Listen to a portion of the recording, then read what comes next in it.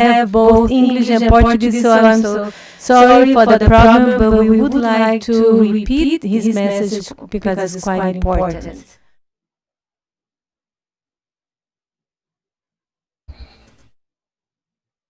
Good afternoon. We want to thank the Brazilian Petroleum Institute, IBP, for kindly hosting the event this year, which will be totally digital due to the circumstances that we are living with COVID-19 pandemic. This seminar is hosted annually by ANP and has the important mission to show society clearly and transparently the results of the inspections carried out by ANP and the analysis of operational safety performance of the exploration and production activities in Brazil. Our country has been consolidated as the 10th greatest oil producer in the world and is striving to be amongst the top 5 in the medium term. And the oil industry becomes protagonist and plays a key role in the Brazilian economy recovery, especially in the post-COVID scenario. In 2019, maritime activities were responsible for about 96% of oil production and 81% of natural gas production in our country. Despite high intensity of operations and the major logistics and technological challenges, we highlight that there were no casualties during the drilling and production activities at sea in 2019. This is something that we haven't seen since 2012, and onshore, unfortunately, we recorded a casualty in a cargo movement accident. The statistics in 2019 have also shown us an increase in the volume of oil spilled in the sea.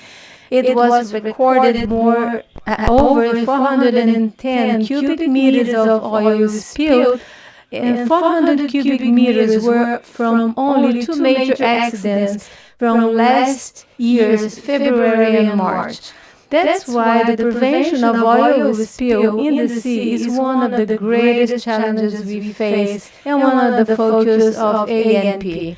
All these stats and performance analysis of the industry are available on ANP website alongside with the annual reports on operational safety. 2019 report specifically contains these and many other stats about the industry performance last year. A new reality has been presented in the recent years in Brazil due to Petrobras' investment program, which has started concentrating their efforts in high production fields, which focus on pre-salt, and we experience many operational changes and transfer of assets with the consequent change of operators. Independent operators who were used to operate in mature assets, they acquire maritime and onshore fields from Petrobras and resume the investments in those areas. Therefore, the process of onerous transfers of rights and exploration and production brings new elements to be managed, operational safety-wise. That's why our second operational safety challenge for the next period is exactly to make sure we adopt the best practices in engineering, in the adaptation, reutilization, lifetime extension, and decommissioning of facilities, well, and draining infrastructure. Asset transfer and operational continuity should be carried out in a safe manner, with the correct monitoring of structural conditions and proper risk management of operational reality of each of the facilities. We should not forget the main mission of ANP. The Superintendent of Operational Safety and Environment has a specific focus, the process safety. With that, we have a clear objective to prevent the occurrence of major accidents. In this regard, 2020 is the year of the 20-year anniversary since Macondo accident in the U.S. Gulf, when an explosion at Deepwater Horizon rig killed 11 workers and left other 22 wounded. And 5 years ago, unfortunately, we had a major accident in Brazil. Brazil in 2015 went through the third worst accident in the history of exploration and production in our country. On February 11, 2015, an explosion hit the FPSO city of San Mateus, killed 9 people and left 26 wounded, 7 of them very seriously. The Macondo accident 10 years ago and the FPSO city of San Mateus 5 years ago are not only avoidable, but also unacceptable. For that matter, in this seminar, we will remember this event not only to honor the victims, but also to share the lessons learned in order to engage the industry towards the prevention of similar events. What we've lived in 2015 with the FPSO City of San Mateus as well as P-36 back in 2001, when 11 people were killed in an explosion, and even back in 1984, when in Anchova rig 37 people were killed during the evacuation procedure and the fall of a lifeboat, are things that we should not repeat. 2020 has been really challenging to mankind in general. Only with the oil safe industry, safe, responsible, and more sustainable, free from major accidents, we will be able to return the benefits of such an important economic activity to our society. The focus on improving the studies of identification and risk analysis from the design to the commissioning, as well as lifetime extension processes and the proper management of operational safety and critical elements, is what will guarantee social license of operation in the medium and long term for oil industry in Brazil. This year we have the pleasure to have the keynote speech of the director of PSA, Petroleum Safety Authority from Norway, and Myhrvold. In 2020, ANP and PSA have signed a technical cooperation agreement enhancing this important partnership between both agencies, which takes place through the constant sharing of technical information and is one of the greatest world leaders among the regulation experts of operational safety. It is a great honor to have your keynote speech in our annual event. I'm sure the audience will take the most of your words. Welcome to SOMA, Anne. I hope the VIII SOMA can serve as an inspiration to our petroleum community and that we can reflect together. I hope sincerely that by the end of the day we can identify ways to improve operational safety performance in our industry, guaranteeing its continuity in a safe and sustainable manner. Have a great event, everyone. Thank you very much. Thank you, Raphael, for your words. I would also like to thank Anne's words. We are not going to repeat her presentation because it was already shown, so now we're going to start the first block of the 8th edition of SOMA with the presentation of my colleague Mariana França. She is the Superintendent of SSM and she will be presenting the performance of safety and operational safety and environment. And also I would like to inform that if you have any questions, you can make them using the Zoom questions and answer icon. And please, if you are not logged in, introduce yourself, your name, your company's name. So at the end of the presentation, we're going to have the questions and answers. Hello, good afternoon everyone. My name is Mariana França and it is a pleasure to be here in the 8th SOMA representing the Superintendent of Operational Safety and Environment of ANP.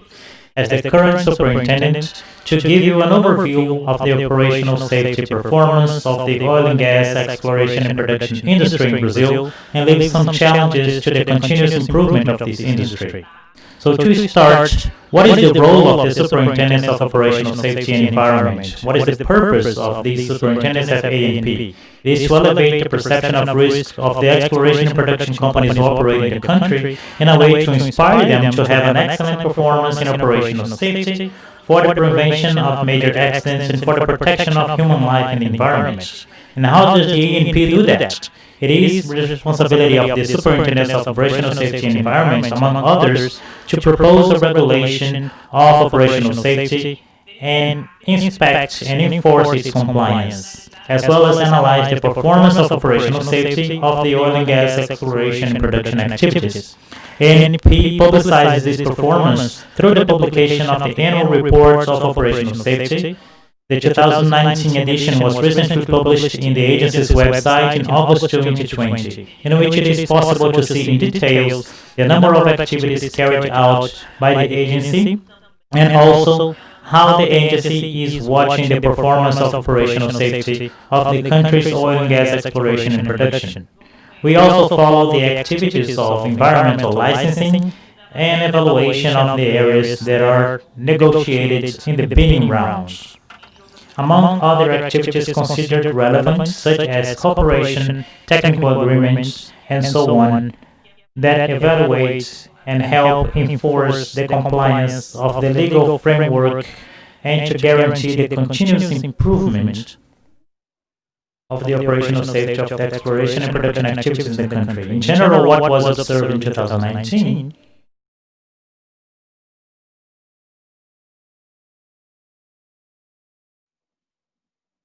regarding the maritime drilling facilities. For the maritime production facility, we didn't have new submissions of operational safety documentation, and some of the units were paralyzed or hibernated due to the operator's decision because of investigation of accidents or simply for economic reasons. But these documentations were submitted as a result of the transfer of rights process.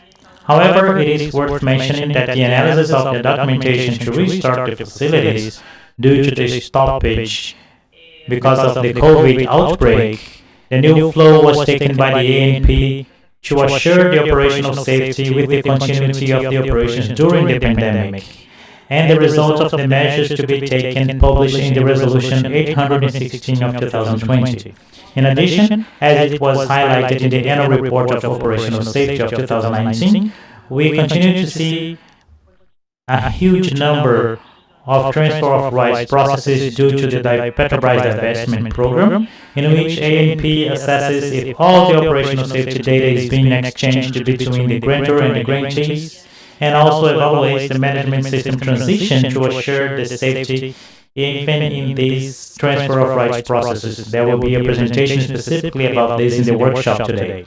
Besides that, about the decommissioning programs, we had the publication of the Resolution 816 of 2020, and also in 2020, we started to publish in the decommissioning dynamic panel at the ANP website that were submitted to the analysis of the agency, the ones that are waiting for the response of the regulated party, including investment forecasts that we are receiving in these decommissioning programs.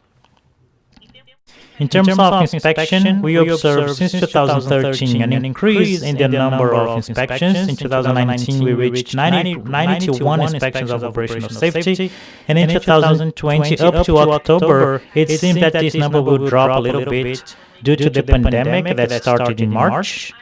But anyway, the inspections restarted in April or even in March, following the instructions and procedures contained in the Resolution 816 of 2020 and were made remotely by the agency.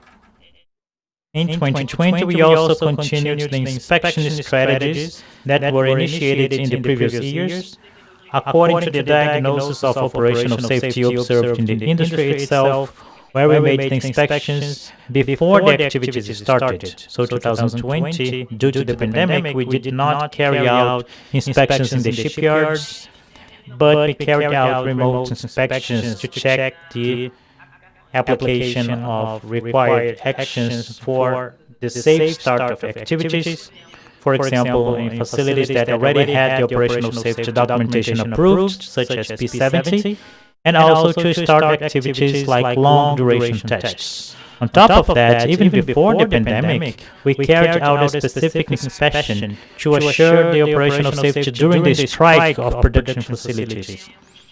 We had inspections to check the implementation of contingency procedures and also the efficiency of emergency response plans in periods where there were restrictions of number of people on board, whether the facilities had training to act in critical positions to assure the operational safety for the continuity of operations even during the strike. And the same was true during the pandemic. We are prioritizing the inspections activities to assure the operational safety in the period of logistic restrictions and restriction of people to assure the health of the workers. And also we work in partnership with other agencies as Anvisa, Ministry of Labor, among others that belong to the Ouro-Negro Cooperation Agreement to assure the operational safety even during the pandemic. We also continued doing the combined inspections, where we cover more than one regulation inside a facility, and we continued doing the so-called theme audits. This was already presented in last year's workshops, and it is available in video in the ANP's website for those who couldn't watch it. And in 2020, we continued observing what was observed in 2019, which was an increase of critical non-conformities, meaning if there were serious imminent risks compared to the total number of non-conformities issued by the agency. That worries us, and because of that, we continued, although remotely, the audits in the floating systems, draining, and SDVs, the shutdown valves. And in 2020, due to the recurrence and the systemic deviation of the detection systems, we are also starting the theme audits in these subjects, in which we request a diagnosis from the operator, and then the ANP audit is made. Unfortunately, 2019 was stained by the volume of oil spilled in the sea in numbers of events. We had a number that is similar to the previous years, but unfortunately in 2020 we reached the volume of 410 cubic meters of oil spilled in the sea. And that happened thanks to 4 events. The first one was P58, with 251 cubic meters of oil spilled due to a failure in the offloading system of the unit. This incident was followed by ANP, and we issued a safety alert with this content so the other operators could implement the lessons learned and can learn from this event. P53 also had 122 cubic meters of oil spilled in the sea, and in this case, the oil reached the shore, affecting beaches in the city of Cabo Frio, Arraial do Cabo and Búzios. That was due to a failure in the oil and water process of the unit.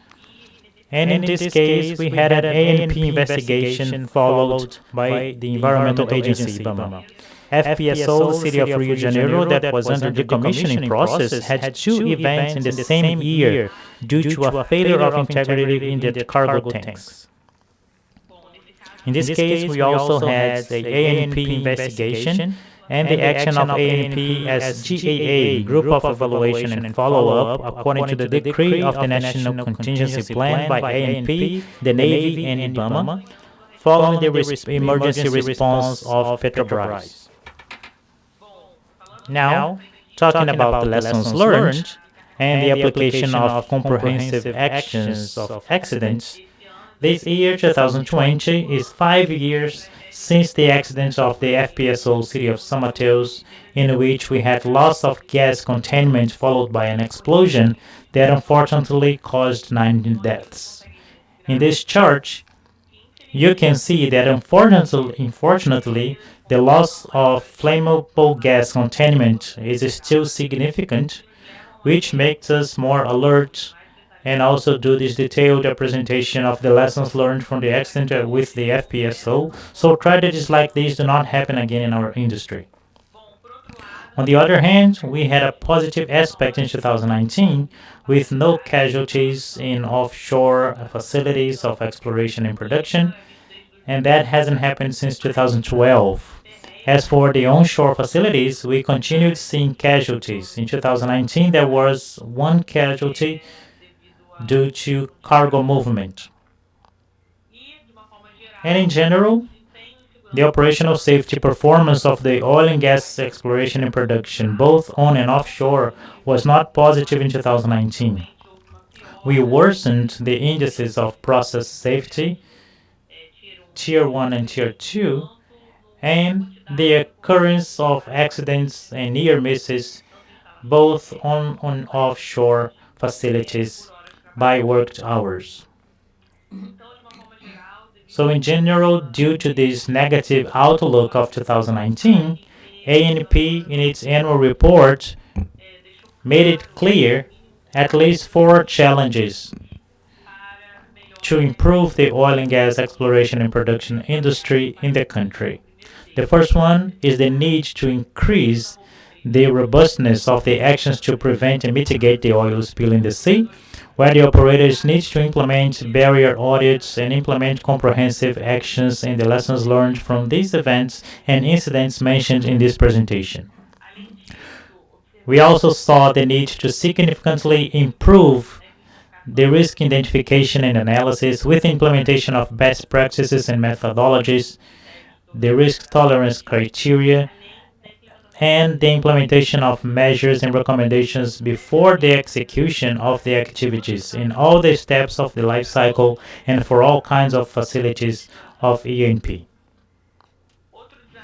Another necessary challenge to improve the industry compared to what was seen in 2019 is the necessity to guarantee the availability and integrity of critical systems and equipment with the implementation of contingency plans in case of failures or unavailability of the elements considered as safeguards so major accidents do not happen, and also the need to develop trainings on critical procedures and the control of inspections and maintenance of the elements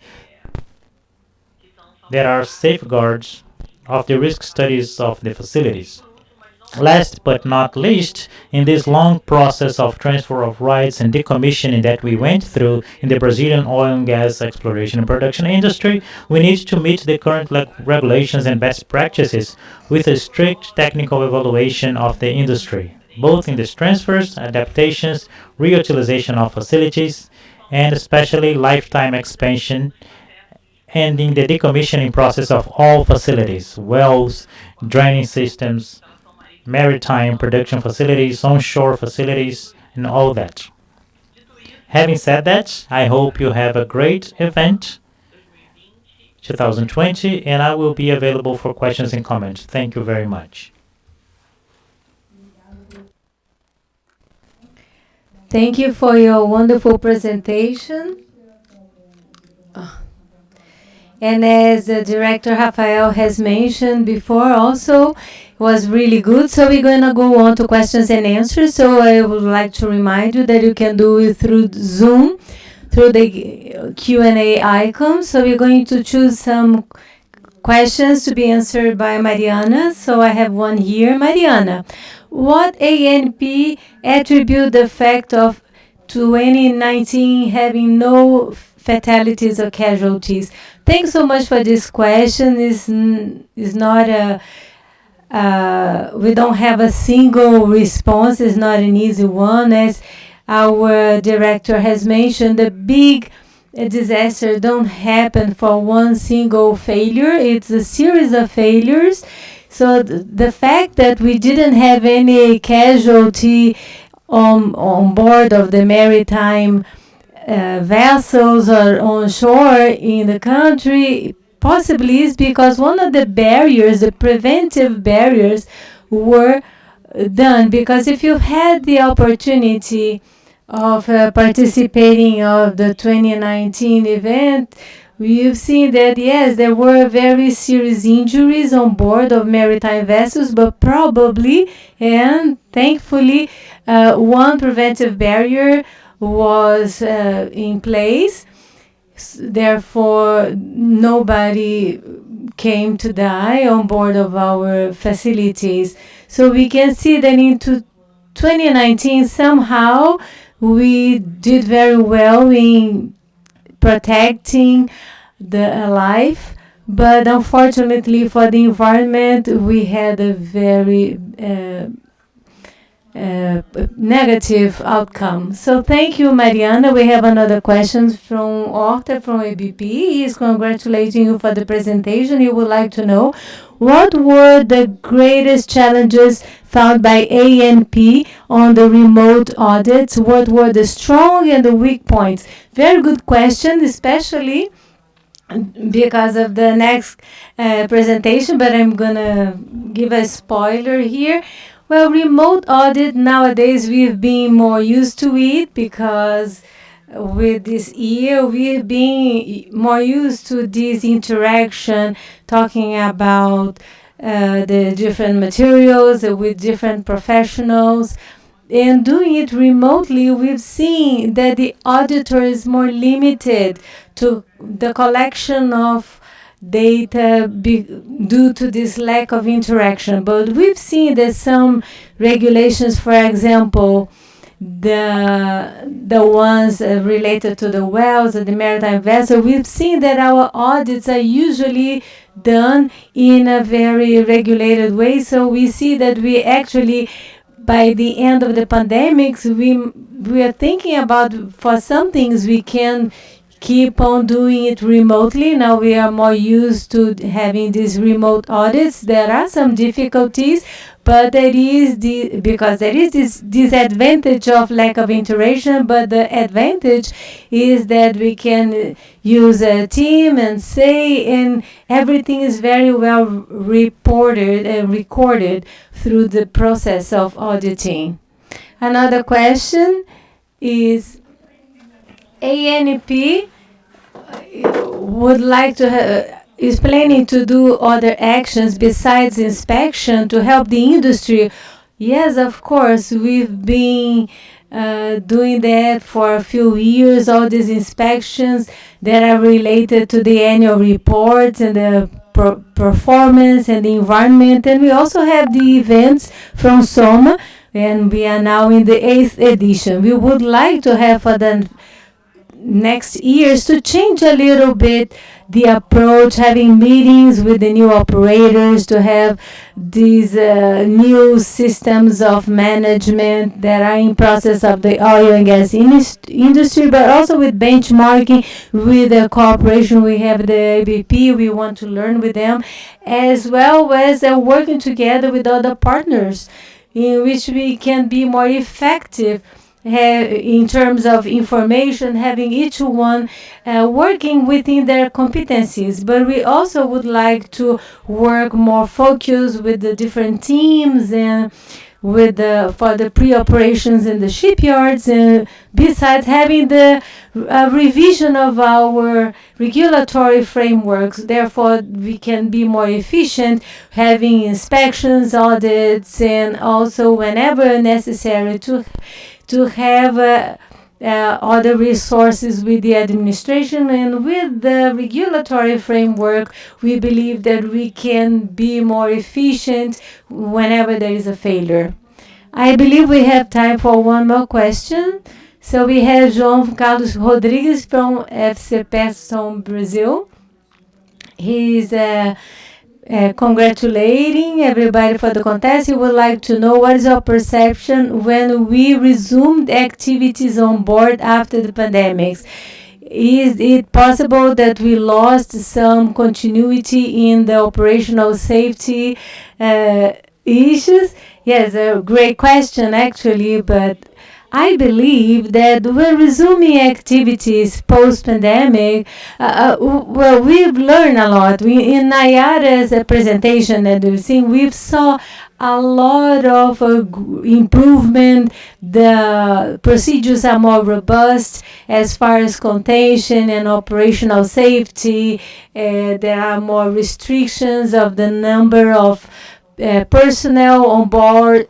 There is also logistic restrictions and others. So I believe that we'll be back from the pandemics with a more robust operations as far as operational safety and others, and we will be foreseeing better the situations that might happen, and will probably expose people less to any kind of risks.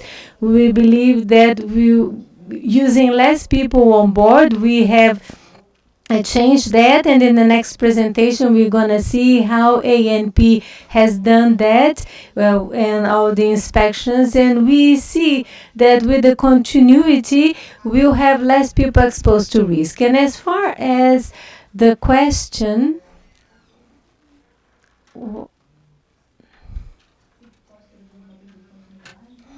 is it possible to have any loss of a continuity in the work? What we've seen, at least in terms of incidents, there was no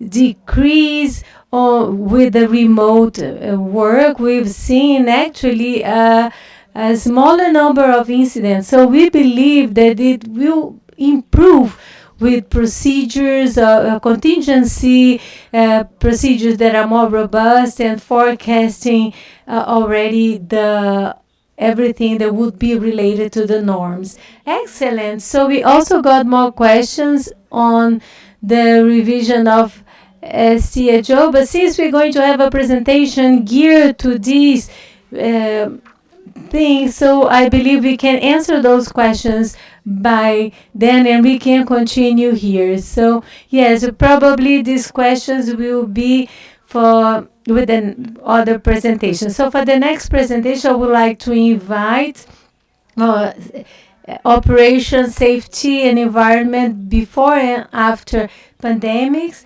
We would like to invite Nayara, and also I would like to remind everybody, you that are on the platform, after Nayara Nunes' presentation will be open for question, and please introduce yourselves, your name, your company's name, and you can share with us your question. Hello, good afternoon to everybody.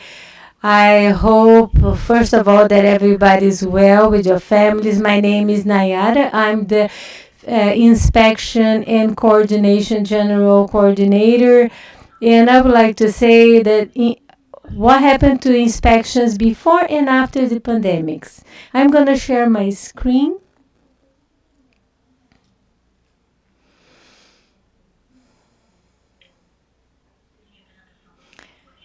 This is my script for my presentation. I'm going to talk about our regular audits, the adjustments we had to do in our regulatory framework, the actions of inspections throughout pandemics, the outcomes we had, what we saw as positive points during our inspections, and a brief conclusion.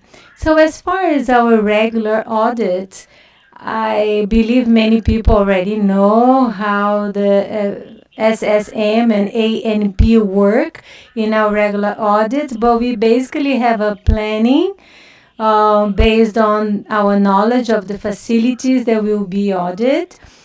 We have an assessment of the conformities and non-conformities previously, the history of incidents and accidents. With all the information we gathered, and based on them, we define inspection team, usually 2-3 people, which will assess within the system the operational safety, management safety, and the operator safety. With that, We will try to understand how is the risk assessment, how the operators work, and will assess the compliance to all the ANP guidelines for maritime facilities, for drilling, production, rigs, and all the others, everything related to what we'll be auditing.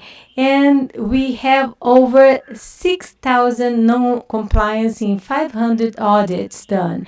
So the adjust to the regulatory framework happened because they were needed due to the pandemics and the safety. Tiago, in the next presentation, will go deeper on this subject, but I would like to mention just two main points from the resolution 816 from 2020. Some of the main points and other complementary. The first is that for us to give the permission of the resuming of activities or starting of activities, so if the operator wants to start a new operation or he needs to resume the operation, he would need to present a series of documentation. I'm not going to talk about it. And all these documents were assessed by the technicians from ANP, and we would give the okay. And the second approach, which we call complementary, would be our inspections. And with this new framework, we limited. So we kept within these limits that were established in the regulation. So we have four main aspects. So we have the critical elements. We could have the critical and serious assessment, like the vulnerable points.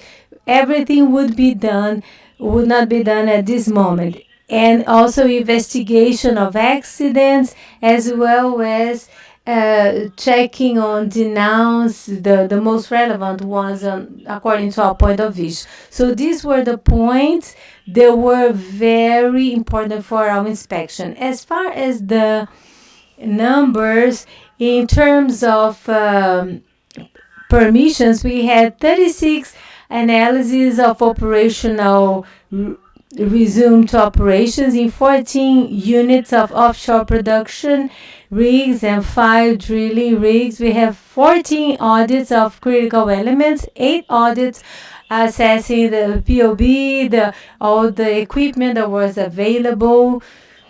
And we had these 8 audits on the POB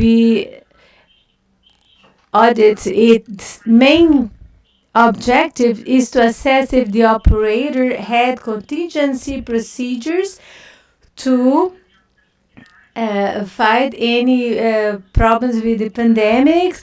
And we had 11 analyses of non-compliance within the criticals that were presented briefly in the audits, and having analysis of the serious issues. With that, we got 21 operators and 80 facilities from March to now.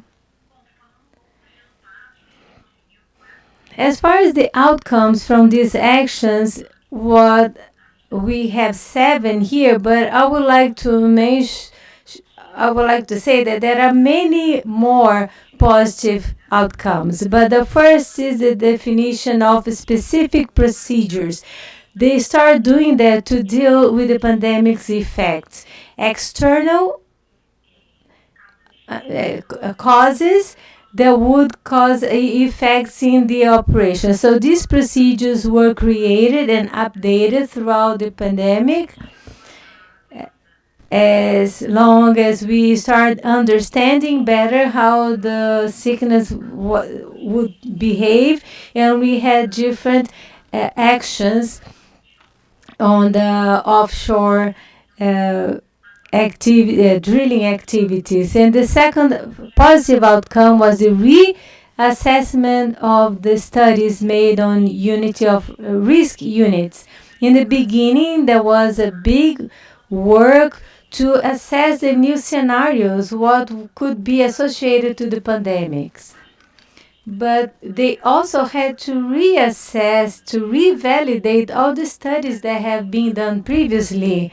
So if anything that they needed to revisit their study to see all the safeguards that had been established and see if the unit with the personnel reduction they had the safeguards in place and they would really actually being implemented satisfactorily. So we had these two phases of this. So one is to revisit and to assess the new scenarios.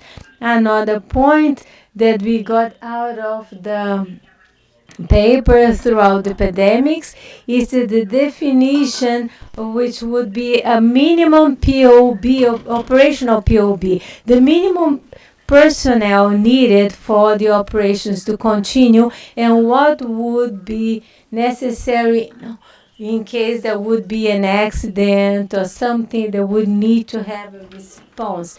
So both numbers were defined during the pandemics. Another one is the definition of essential activities and non-essential. So this was important to define, to see what we should continue throughout the pandemics. It's something that is constant. We cannot stop one of them. The definition of the support structure for management on land. In case of an emergency, we had on-land structures, for example, for supplies, the most important supplies. So we had this support. The structure of support was extremely important throughout this phase. The definition of criteria for the continuity of the operation of the facility. So we try to show the operators that they need to have it very defined and clear. When do the unit need to stop or a certain activity needs to be stopped, or what criteria, what situations would justify a lockdown of the unit, and in an extreme case, which situations would take to the abandonment of the unit. So these were the criteria that I mentioned, and the last but not the least, the definition of the communication to the workforce, because we are dealing with people. It's a colleague, a workmate, maybe somebody has been infected or there is a suspicion of one of them. So it was necessary to have a very clear, fluid communication so that it would not add to an extra stress and people would not feel insecure due to the good safety of the installation.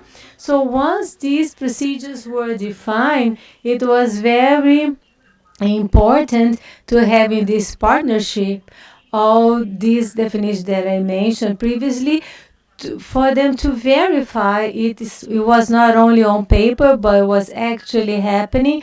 So we had the audits doing the checking of the POB to see if the POB was really the one necessary, the amount of personnel working, if all the necessary functions for a contingency, for a critical event, if we had the personnel necessary on board, if they had all the actions of like maintenance or identification of deviations and inspections. So we went really deep on this kind of assessment, as well as check if the operators were using the change management to manage all the changes that were happening throughout the pandemics. So all the substitute, they were substituting the people, the right people, the schedule, everything that was involved with the personnel in this case. So I would have to say that we are still living. This is a very typical situation, not only for them, but for us as regulators. We try to establish limits, very well-defined limits and also new requirements to adapt to the new scenario. I won't waste a lot of time, but we have inherent conditions for all these activities so that we can do all these audits remotely. It's a bit more complicated because we're used to go on board, talk to people and see it in local, and at last the complexity of understanding really what are the impacts for the operational safety in the units, doing it remotely, doing the audits remotely. And at last, we've seen that there is a need for us to reinvent not only the work but us ourselves. We need to reinvent ourselves to work in a different way from what we were used to. But we've seen very positive points in terms of inspection and regulatory points. So this was my presentation.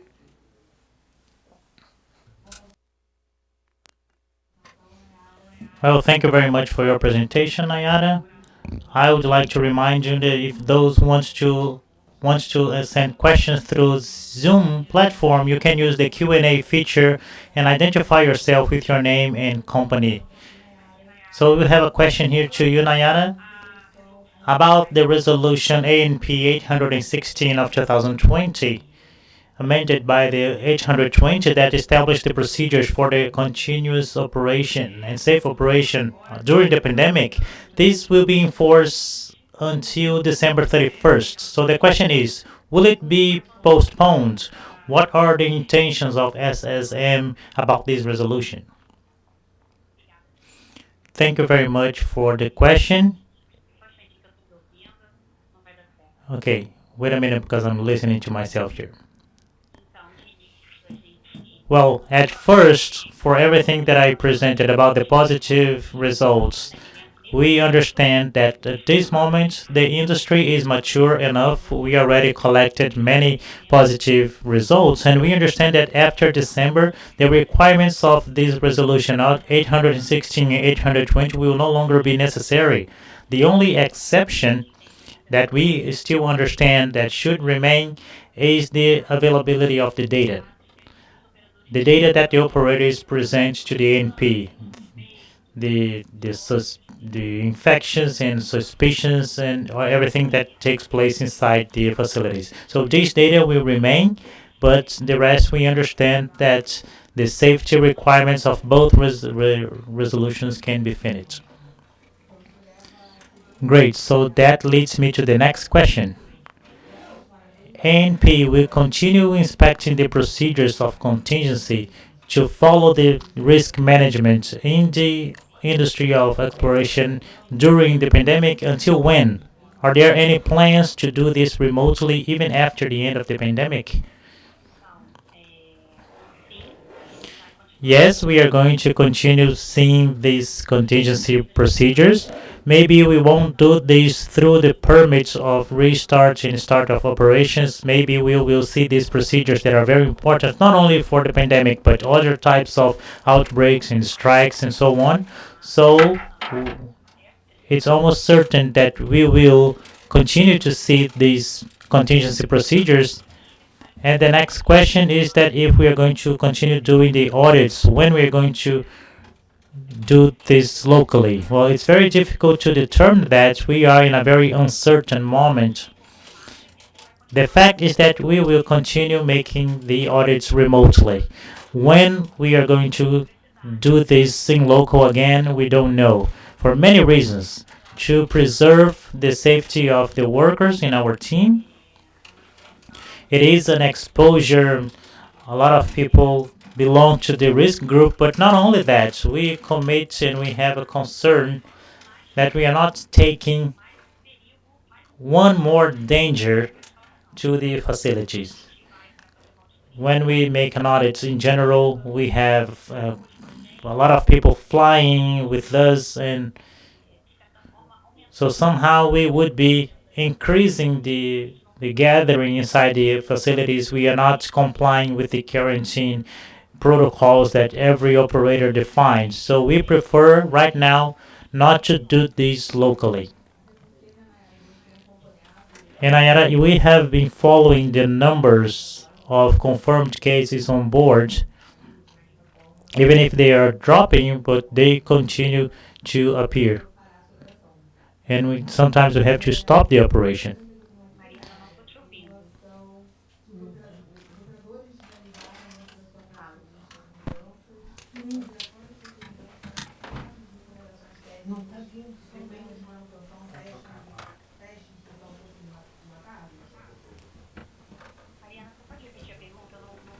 Mariana, can you repeat the question?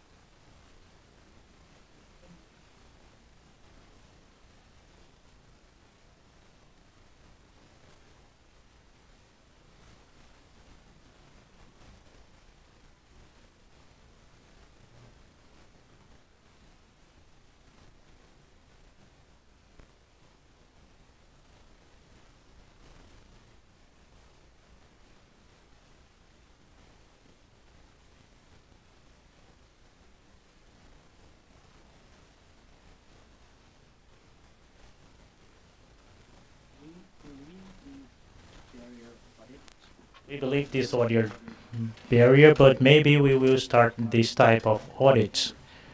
It is a set of strategies. We evaluate the critical procedures, the critical elements, we audit the barriers, and it is a complementary approach.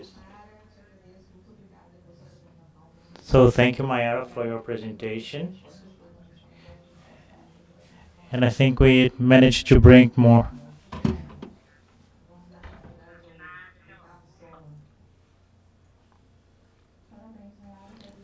Congratulations, Mayara. Continuing. When you have to Daniela Gomes, Daniela Coelho to talk about the accident with the FPSO. Hello, my name is Daniela Coelho.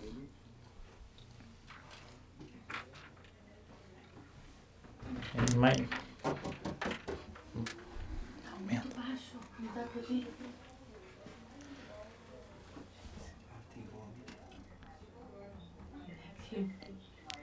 okay, my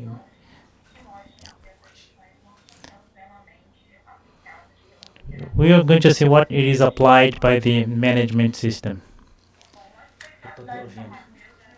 Here, the FPSO São Mateus was made in 1989. In 2006, the city of São Mateus was hired by Petrobras in chartering with ProSafe. And this contract started with the unit that was designed to find oil in the basin of Espírito Santo. In 2008, with the conversion of the new oil in 1990, and it was specified and was implemented. Não, eu tô me ouvindo. Não dá. Eu tô me ouvindo. Tô me ouvindo com delay.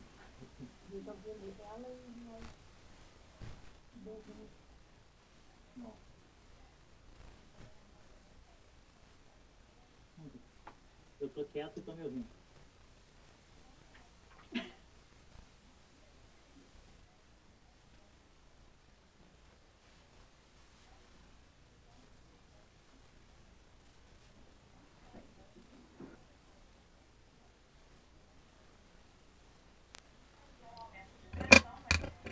And that caused an increase of pressure in the discharge line until a record it reached.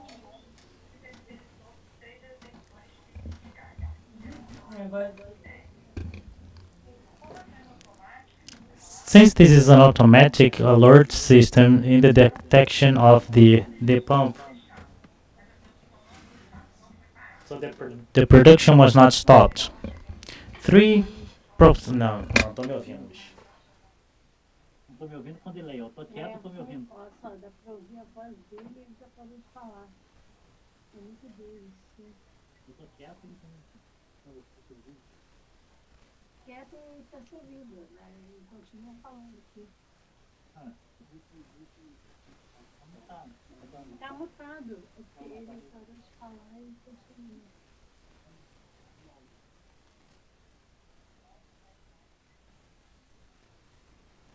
Deu um minuto, né?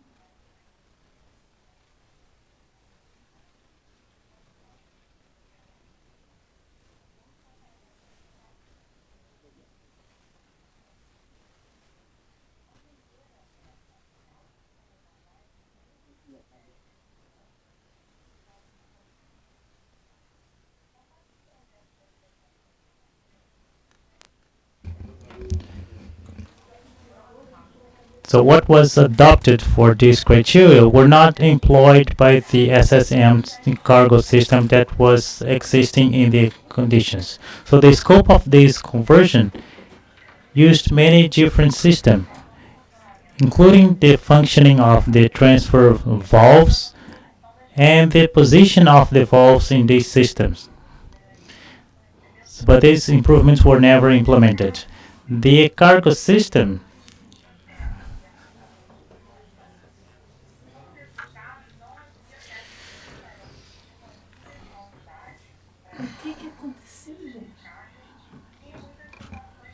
Não, de novo, fala com ele. Ele parou de falar e a voz dele continua. A gente tá se ouvindo e com delay.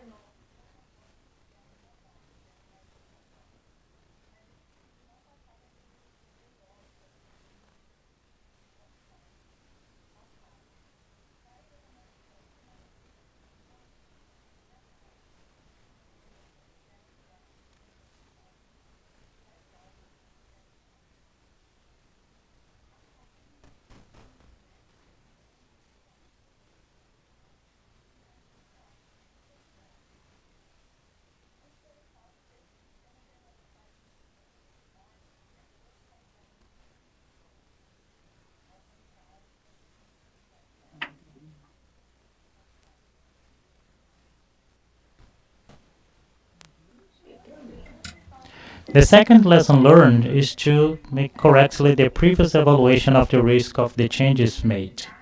So the effects of the cargo of FPSO São Mateus was projected to have oil and condensed. Therefore, the platform used only condensed since the end of the production.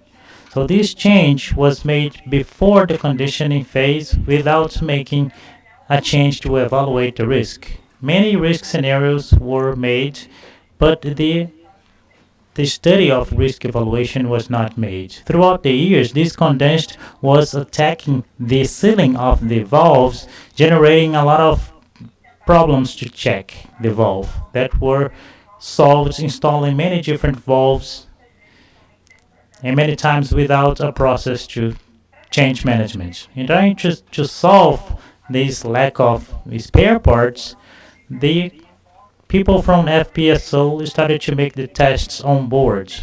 but this test failed in the day of the accident. So this project specifications was not measured through the reports. And in this accident, we had change of personnel that were not previously analyzed, with people who didn't have the knowledge and the accumulation of functions that happened afterwards.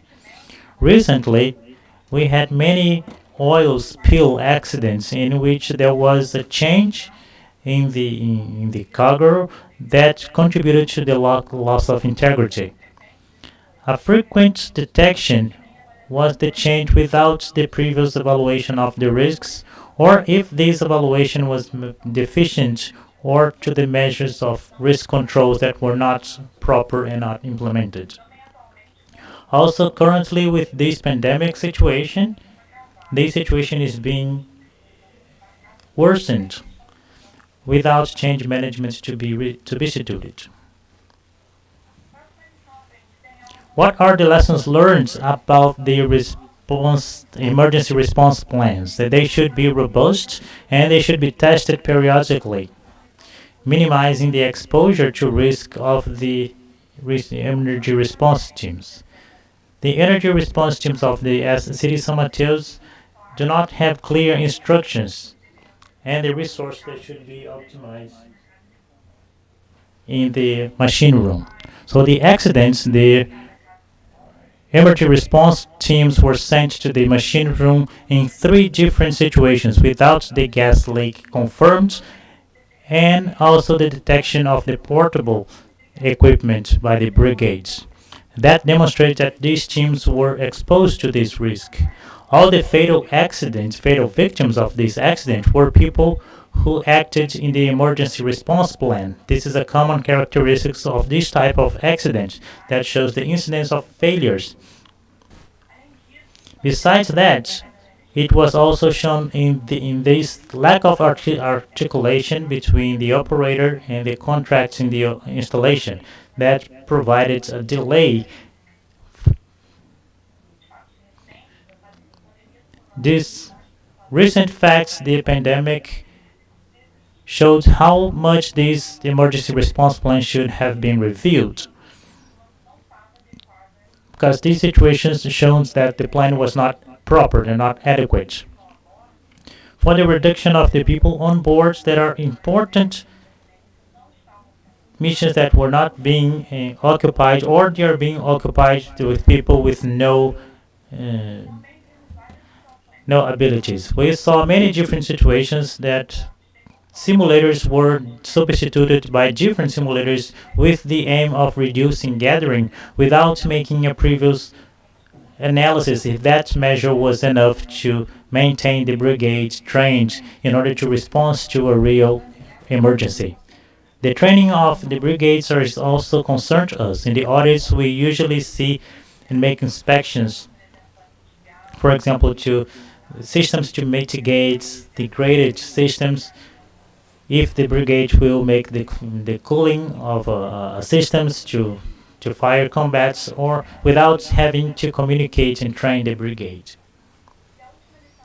And the last lesson learned is about the ignition sources. There are ignition sources that are not usually considered, or they are not well known, but they represent a great danger. In the case of this accident in São Mateus, it was not possible to determine what was the ignition source of the explosion.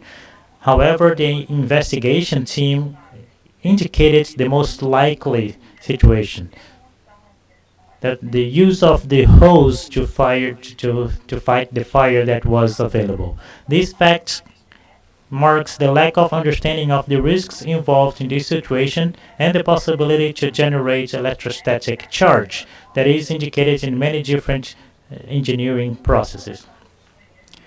With the subsequent audits, because many times they consider the work with a possibility of ignition when there is a heating source.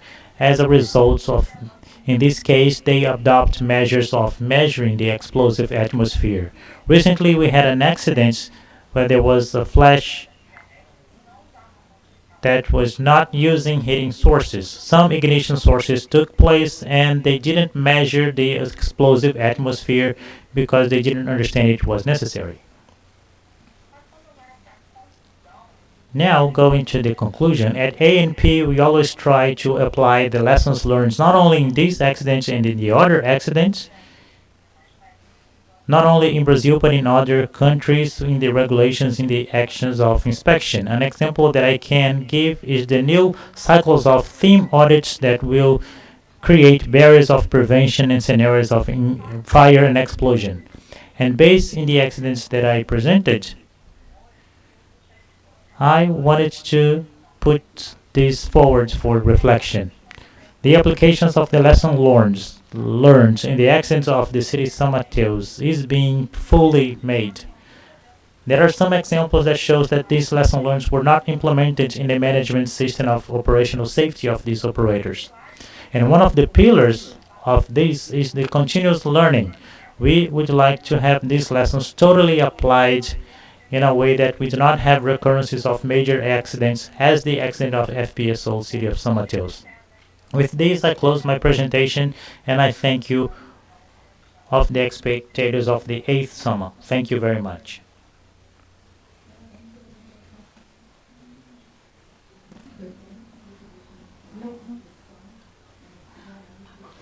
So, thank you for your presentation. I hope these lessons are being learned. We have a question from Alexander Glee. He is congratulating for your presentation.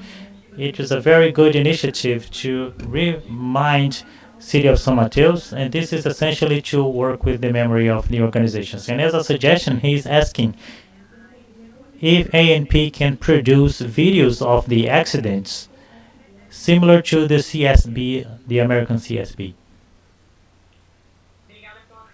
Thank you very much for the questions. It's very important. I consider these videos of CSB that are really good benchmarks. We start our learning basically watching this type of videos. Many trainings that we conducted with these videos, and it is a dream if we could produce that type of video. Right now we do not have this audio-visual resource. I don't know if the other areas have the qualified people to do that, but I would love to do this type of videos. But the operators could produce these type of videos with their own resources and make them available. This is an alternative that we are studying, but surely it would be very good and very fruitful to have these videos. We do produce the investigation reports that are available in the ANP's website, but our main challenge is to transfer this information and to pass them in a very concise way. So we are putting executive summaries that summarize all the actions that were taken and all the things that caused the accident. But the idea of the video would be wonderful. Certainly, we have one more question of Fred Maia from FM Consultancy. He's also congratulating you for the presentation, and he's asking if during the ANP audits, if we check if the lessons learned are being applied, making sure these are being incorporated in the management. Yes, thank you very much for the questions, Fred. Yes, we do issue in the end of the investigation, we issue our recommendations that the industry that has a mandatory characteristics, and many of the consultancies that we conducted were towards this checking if the lessons learned are being applied. And the results that we obtained was that many of them were not being fully implemented. We have 71 recommendations for the accidents, and recommendations that we detected the degree of implementation of 100%, and recommendations that this degree, the number of facilities that we checked that had implemented, it was less 30%. But not necessarily we need to make an audit with this focus. Until today, in the regular audits, we see detections that, as this one that I brought in my presentation, that somehow are being inserted and they are checking the use of these lessons learned and the application of them, and that enables.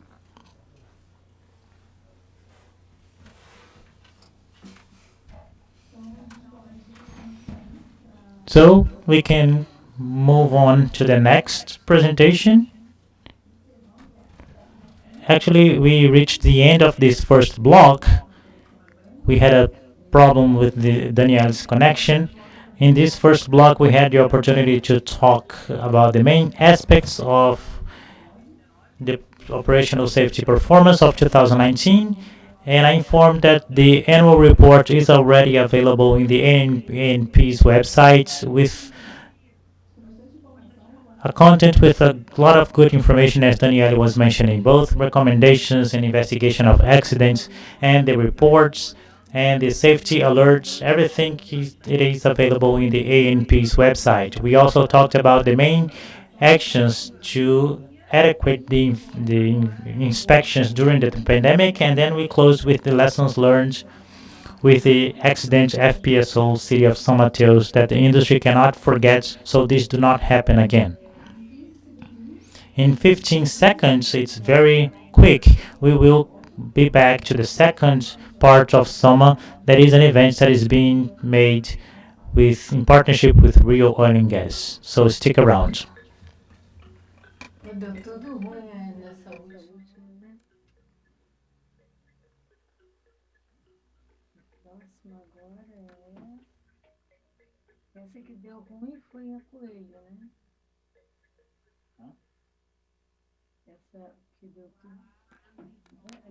Hello, good morning again. Hello, good morning again. We are going to start the second block of presentations now.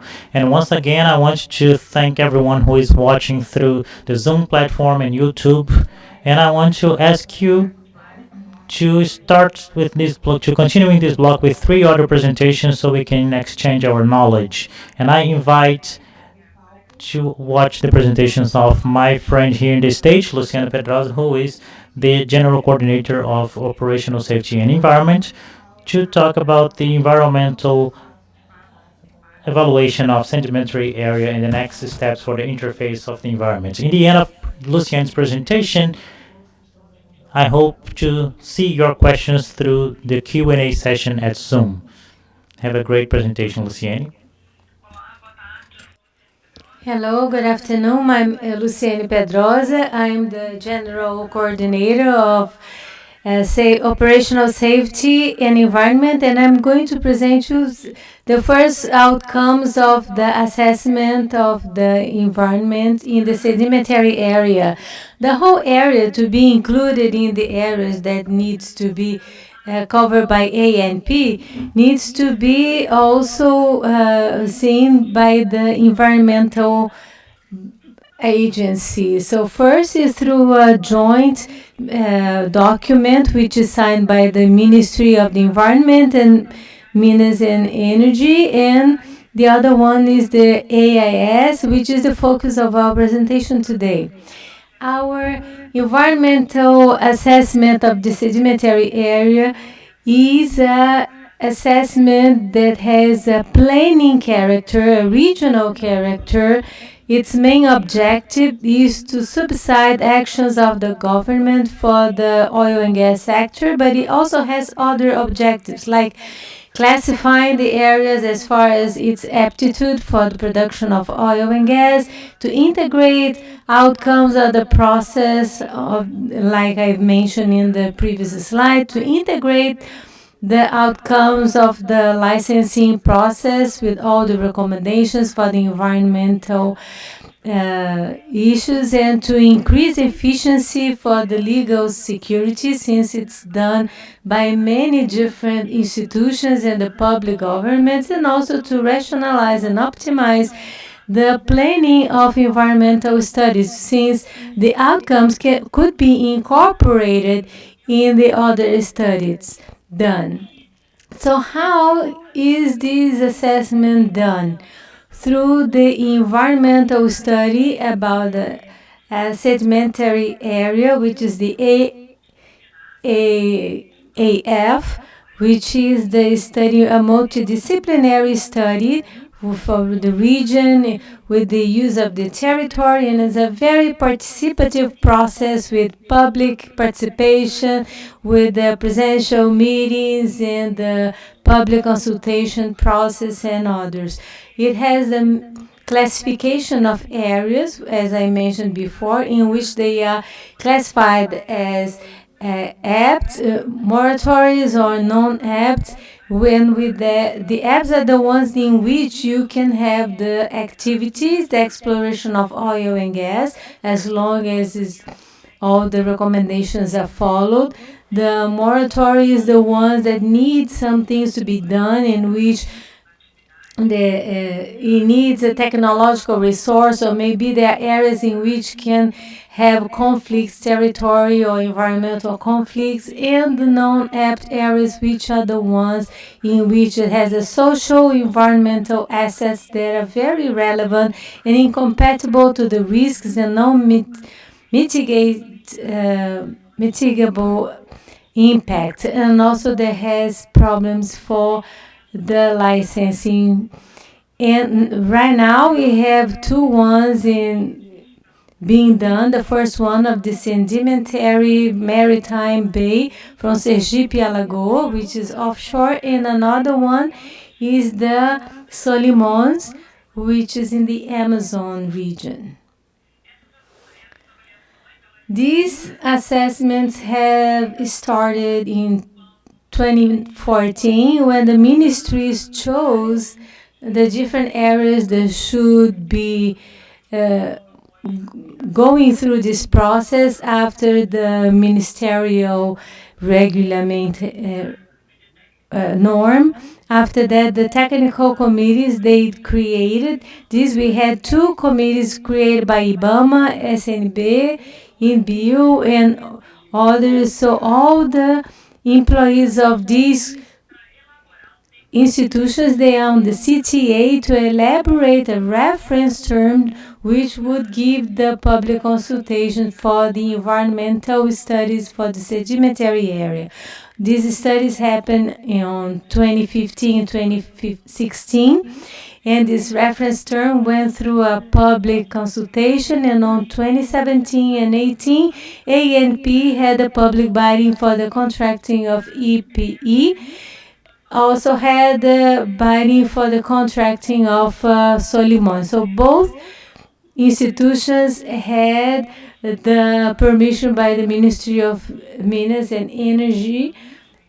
So in 2018, the contracts were signed, and on 2020 they were the studies for the sedimentary area, both for Golpas and Solimões, were done.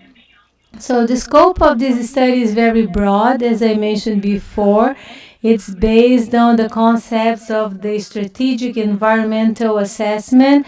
So we had a context and a strategic focus.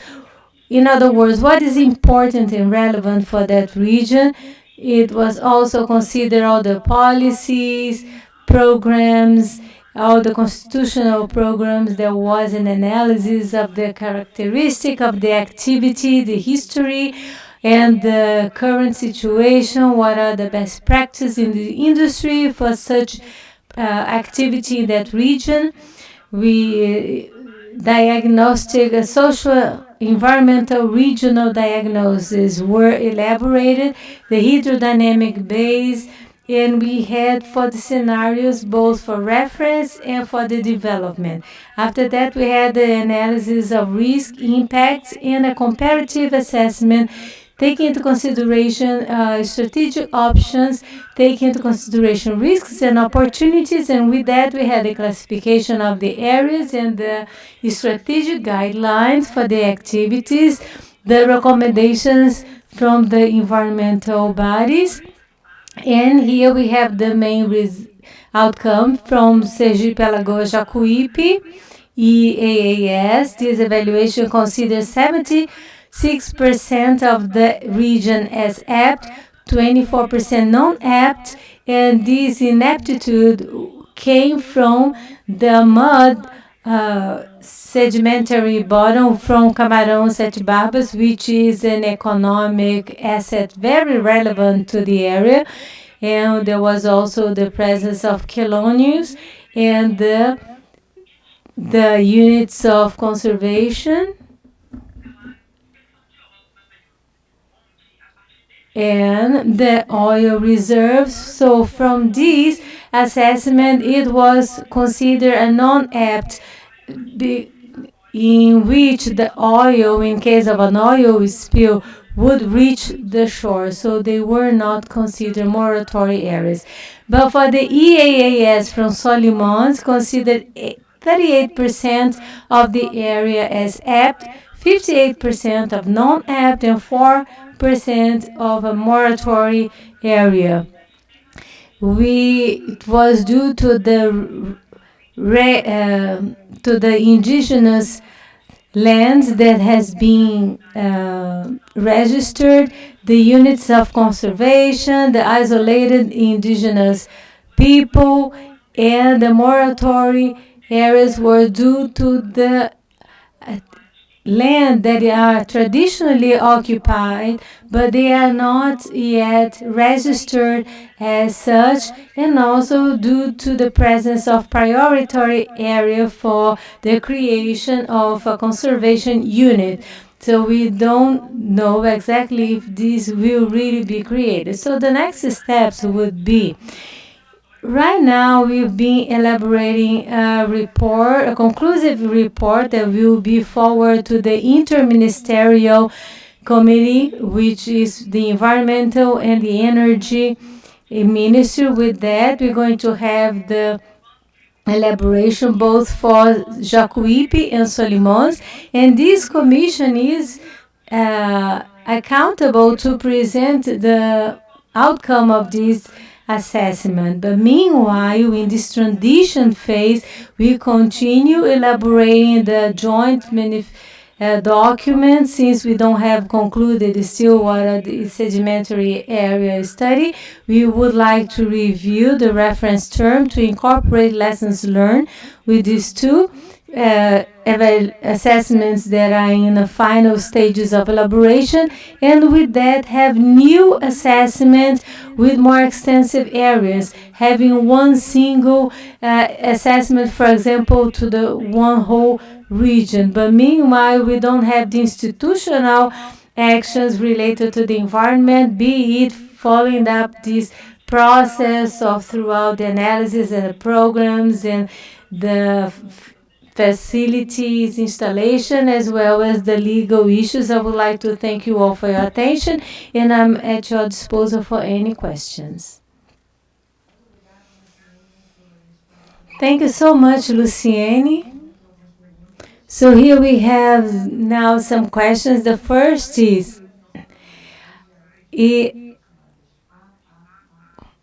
do we have a provision for new assessment, the EAAS? Do we have a provision of when they will be done and in what base? No, Mariana, not yet. We would like to do it. We understand it's needed to have new assessment of the sedimentary areas, but we haven't chosen yet which ones would go through this process. This decision comes from the Ministry of Energy, so we are waiting for their definition of which new areas would go through this. It comes from these ministries. So I believe that at the moment we are in a learning process with getting to the conclusion of these two assessments that is still ongoing. We hope to incorporate the lessons learned in this process for contracting new assessment, because we really learned a lot and there is a lot of things that may be improved. Great, Luciene, thank you. So, EIS is the genetic assessment that implies the public participation. Can you explain how this happened?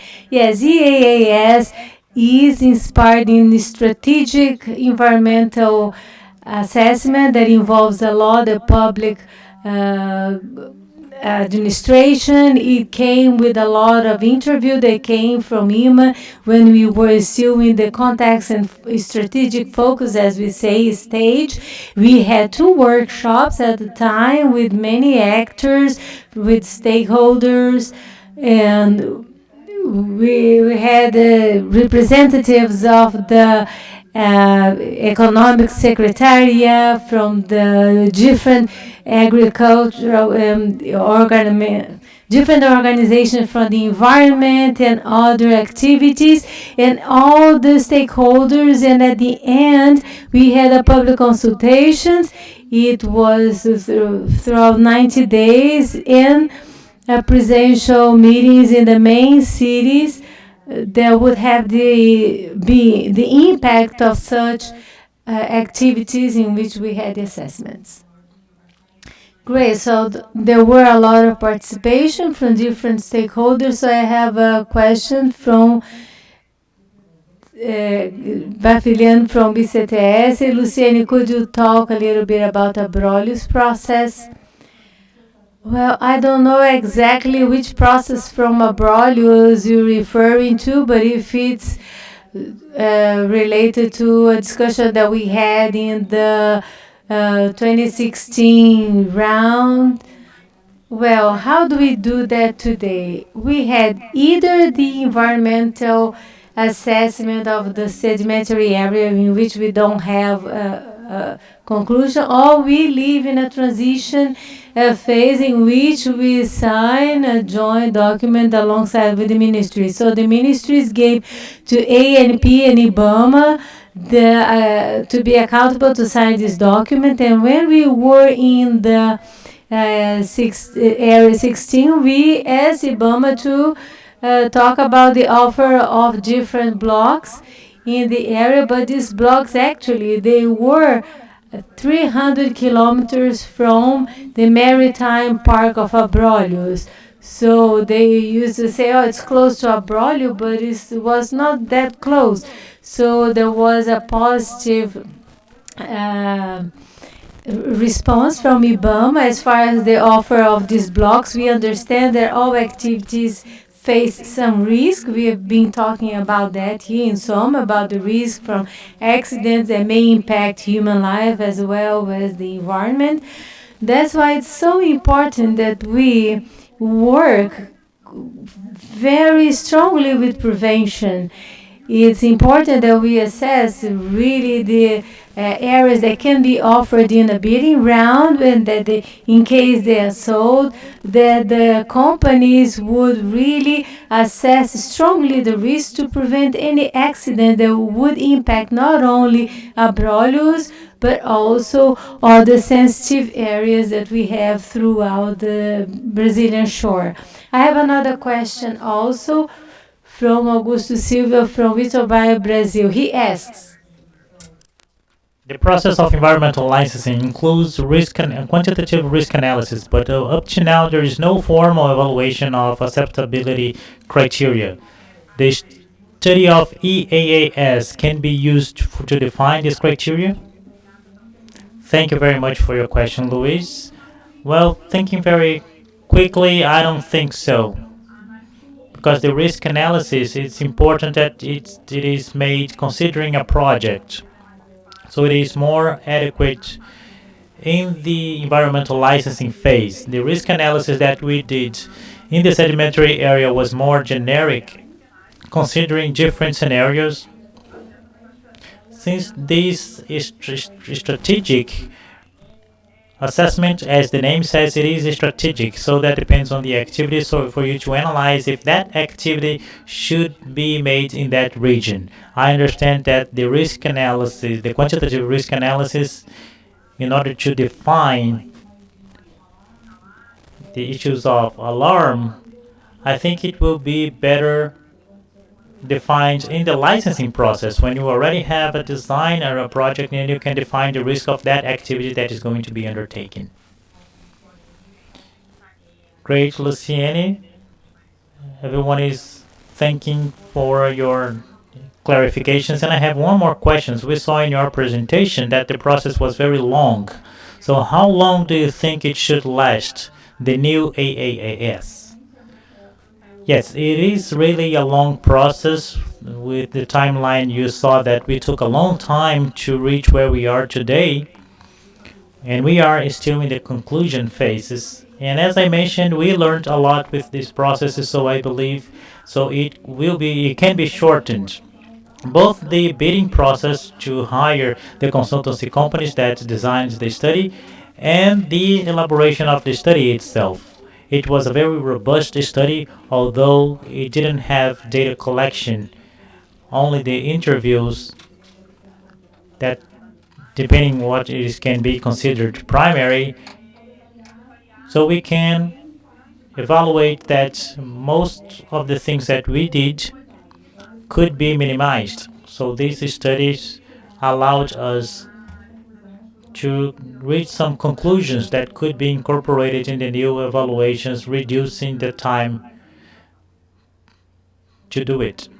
Thank you very much.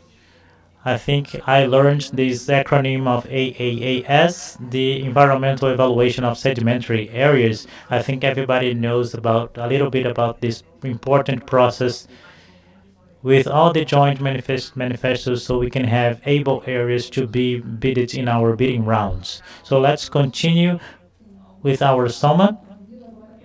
Now I invite to talk about the transition management systems of the transfer of rights, the worker Thiago Jacques. Remember that if you want to ask questions, you can use the Q&A feature at Zoom. Hello, my name is Thiago Jacques. I'm going to talk about the management system in operational safety in transition. This is something that was more intense in the last years, once that we established incentives to stimulate the transfer of rights to guarantee the necessary investments that is summarized in the guidelines contained in the resolution 785 of 2019 and also highlights the necessity to preserve the safety conditions and respect to the environment that is implemented through the practices and processes that comprises the system of operational safety of ANP. The transfer of rights starts in the agency. After these negotiations between grantor and grantees in this committee of evaluation of partnerships and contracts, and this is being evaluated by the Committee of Evaluation of Partnership Proposals that recommends to the Directory of ANP and the approval or the denial of these requests. The approval of these requests is important in the transition of the systems. Before, we implemented a management system of operational safety in the grantor, and after this approval, we start the practices and the processes and procedures in the operator.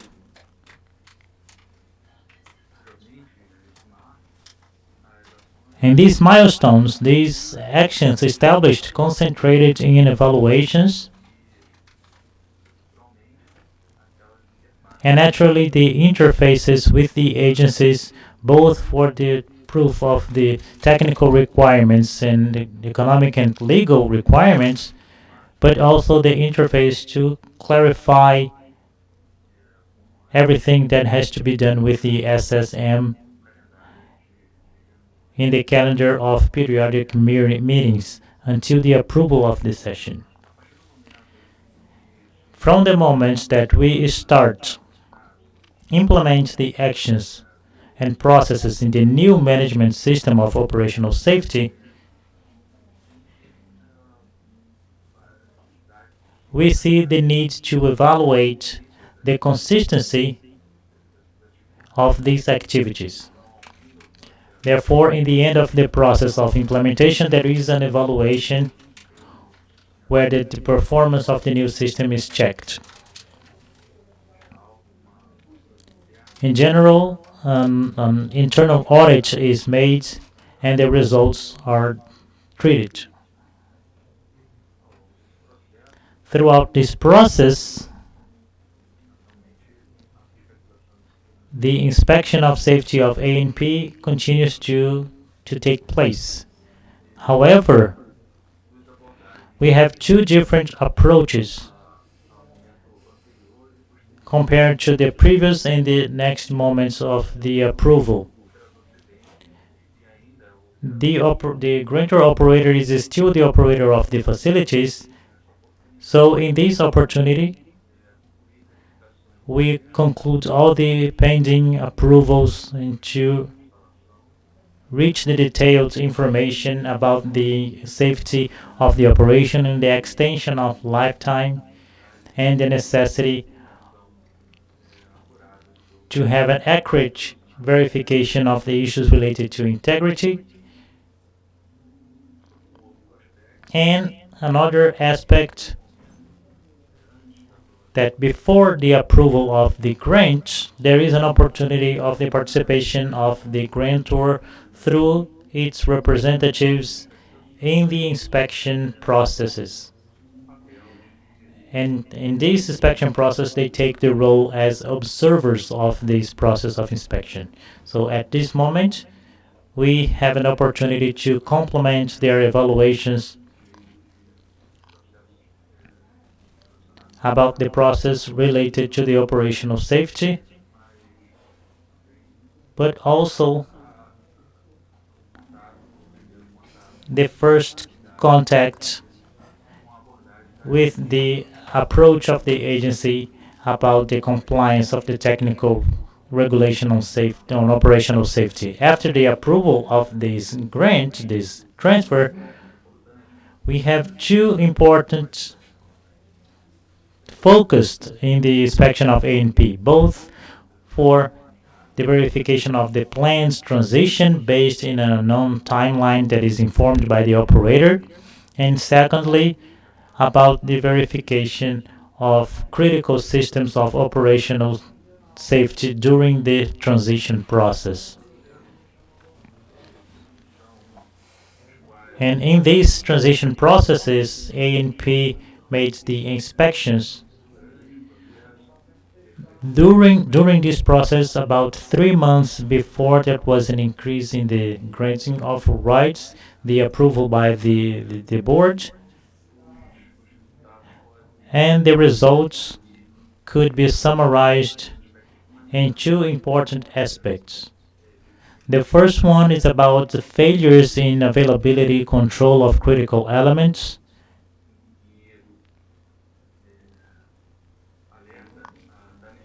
And it alerts about the necessity of management without gaps of these elements. These are key elements of the technical regulations of safety of this agency, and it is an informed look on how they should be managed.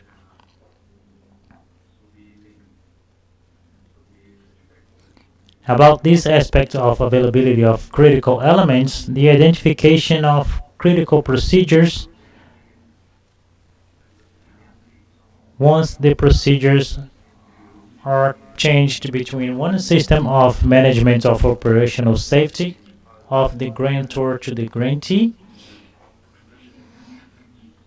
and the procedures that constitute the barriers of safety should be maintained and verified as such. As a composition of the critical elements of the operations of the facility. Another point is about the no need to make a contingency plan about the unavailability of critical elements. And that does not comply with the technical regulations of the operational safety. Another item that is present in these inspection results before the transition process is the failures in the documentation management that affects the operational safety. Under these aspects, it's important to highlight that we have, since the first audit of this transition process, we have this concern,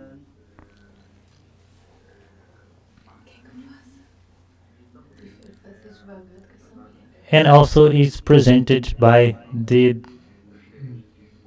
declaration of information sheet that is in the manual of granting that is available in the ANP's website,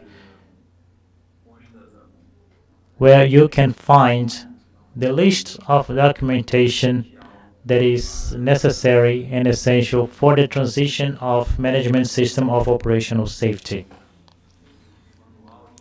This manual is well known by the grantor as soon as they open this granting process at ANP.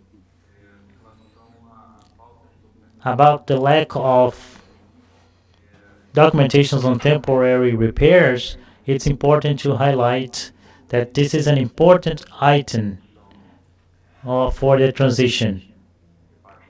Once the temporary repairs are more and more used in facilities nowadays, and not necessarily the operators have conducted the best practices in the control of these repairs, and these constitute some deviations, and it should be looked very closely both by the grantor and by the grantees.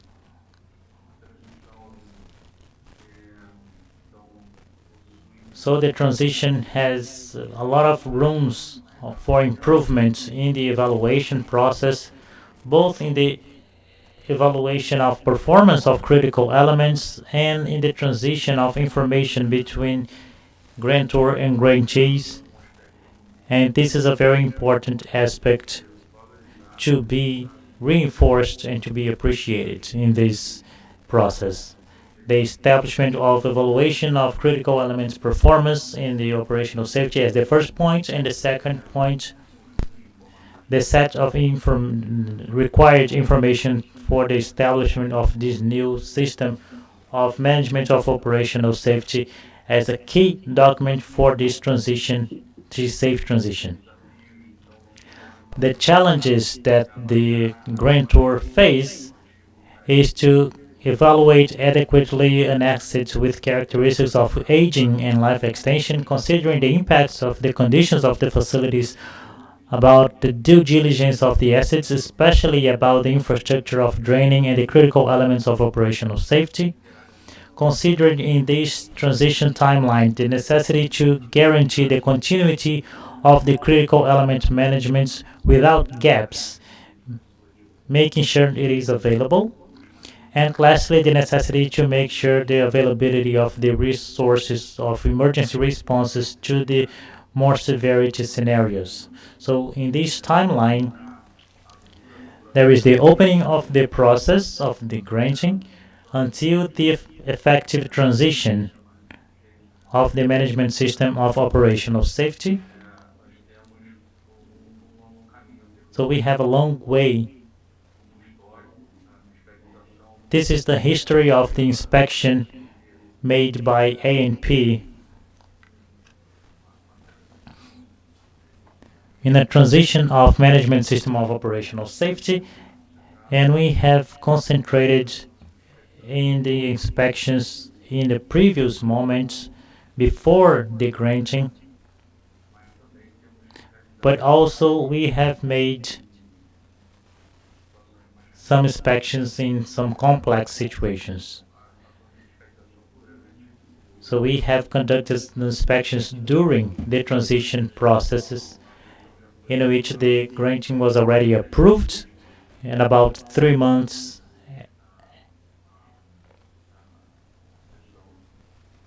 after the grant,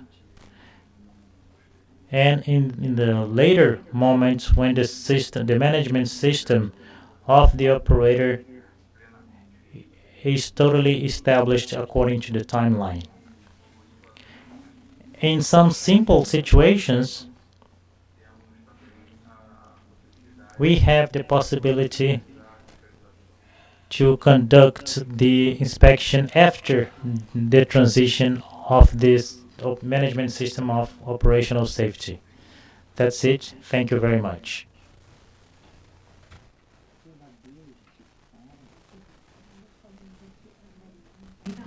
Thank you very much. Presentation.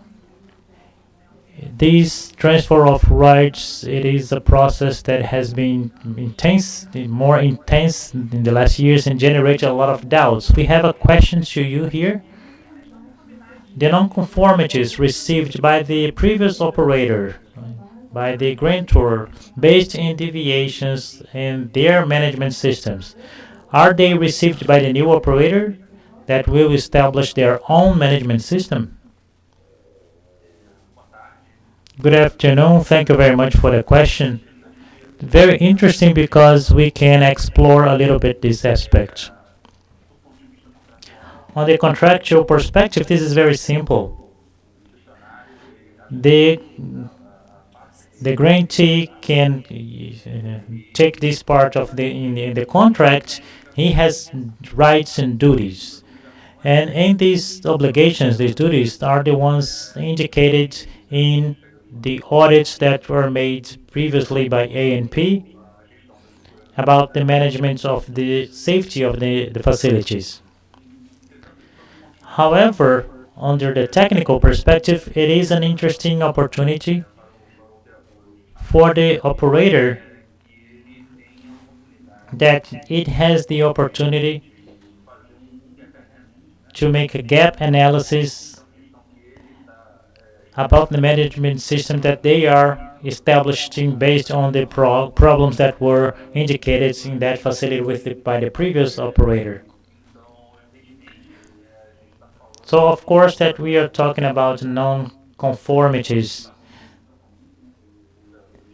that belong to the previous operator and some of the corrective and preventive measures that were already implemented at this moment, and some action plans or some other decisions that can be ongoing and took over by this new operator. I think that a key point that is important to highlight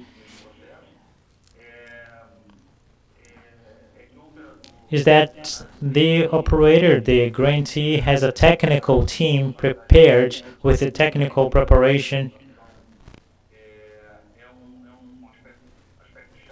I think this is a key aspect to make sure you have a good performance. And it is important to have a clear focus on this management system to make the gap analysis not only about the non-conformities that the previous operator and their operator inherits from previous operation, but the history of accidents and many other issues to make sure you have a management that guarantees the good operational safety. Okay, Victor Dagnus from Trados Energy has a question. He's congratulating everyone for the event, especially the speakers, and he asks how the agency perceives the change of management system of operational safety in this transfer of rights. The robustness of the transfer system of the Petrobras are being inherited by the new operators. It is possible to give continuity to this type of management system with companies with smaller infrastructures. Well, it is interesting that the perception is that we have a clear variation about the challenges that the operator, the grantor operator, have according to the facilities and the assets that are part of what they are going to operate. So in offshore, we see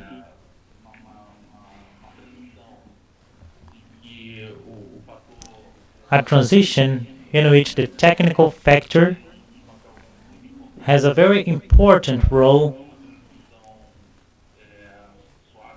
in order to make a smooth transition and well informed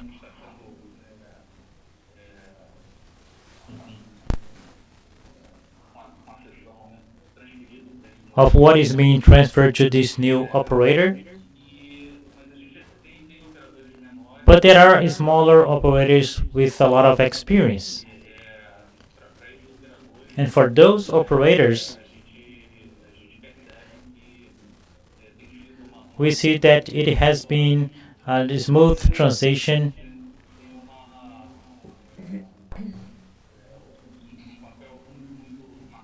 without a very remarkable role that the operator has to put together a technical team or an operational team,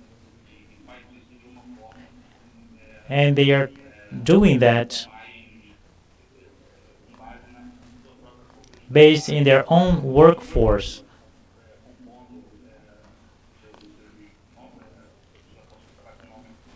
Of course, they can complement their workforce with new professionals, but for the onshore operators, there are two regulations, and there is an important work that was developed with FGV about improving the regulatory framework, and the GSO is also in the regulatory agenda for review. And we see that for smaller operators, developing this technical capacity that our regulation requires, it is a separate challenge. But what is important that we need to understand is that the management system, whether it is operational safety or environment, it requires a technical capacity of the operator for complex facilities or simple facilities. And this is going to require technical capacity of the operator. So when we are dealing with a complex facility,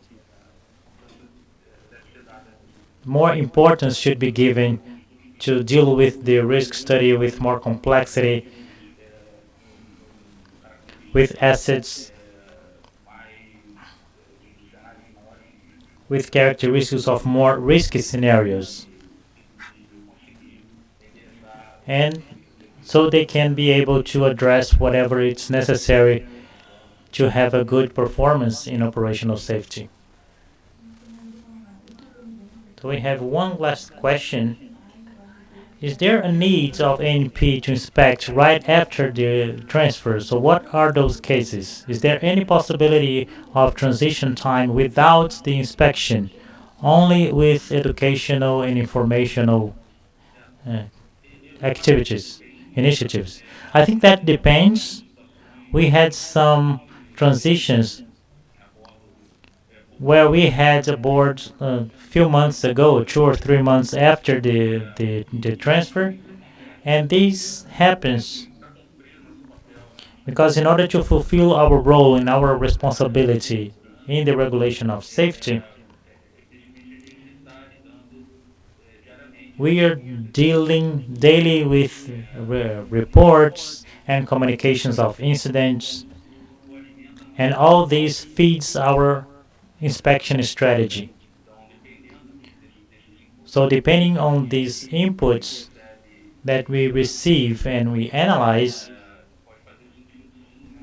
I think it can make sense our going on board during the transition process of the management system. Of course that we also perceive the need to reduce our impact on the handover process. This normal process of going aboard the the facility, we have this concern to cause the minimum impact in this handover process that we know that is very sensitive. But we fulfill our role based on the information that we have in our inspection strategy. Okay, thank you very much for your clarifications. I believe the audience liked very much. Let's continue. Yes, we're going to close with our last presentation in our 8th edition of SOMA. I would like to invite you to watch the challenges of the operational safety in the future with Thiago Pires, which is the director of our operations ANP. And I would like to remind you to make your questions. You can use the feature in Zoom. So with presentation, Thiago. Hello, good afternoon. My name is Thiago Pires. Right now I'm a general coordinator of ANP operational safety. And I would like to talk about the challenges we face with the regulations and the future for the activities of drilling and production in our country. Brazil lives with two main situations. On one side, we have the provision of new assets in the near future to get into our production with a big raise of production. This would be FPSO with a deep water rigs with new methodology, a very broad inspection process. And on the other side, we live with the old assets which have been decommissioned or which operations have been transferred to new operations. With new management systems, different ways of dealing with risks. 2020 also presented us with the pandemic, which we had in the operations, a very broad challenge which would bring new operational risks. So our regulatory framework nowadays has many resolutions, technical guidelines and institutionals, and the main objectives is to guarantee that the operators have a proper management system for their activities to protect human life and the environment. This framework contemplates all the life cycle from the project to this decommissioning. It starts from the signing of the contract in which the operator commits to follow the best practice, and this relationship continues with ANPs from the engineering when the safety studies are done and a new development plan is given to ANP. But ANP starts its audits even before the facility comes into operation, checking all the safety issues to avoid any kind of early problems from the installation. The permission of the operations right in the beginning comes with the permission for its operations done with periodical regular audits, especially following the risk scenarios of these installations. Before the end of production, ANP approves the deconditioning programs. In this phase, the operator needs to still continue having an adequate, safe system.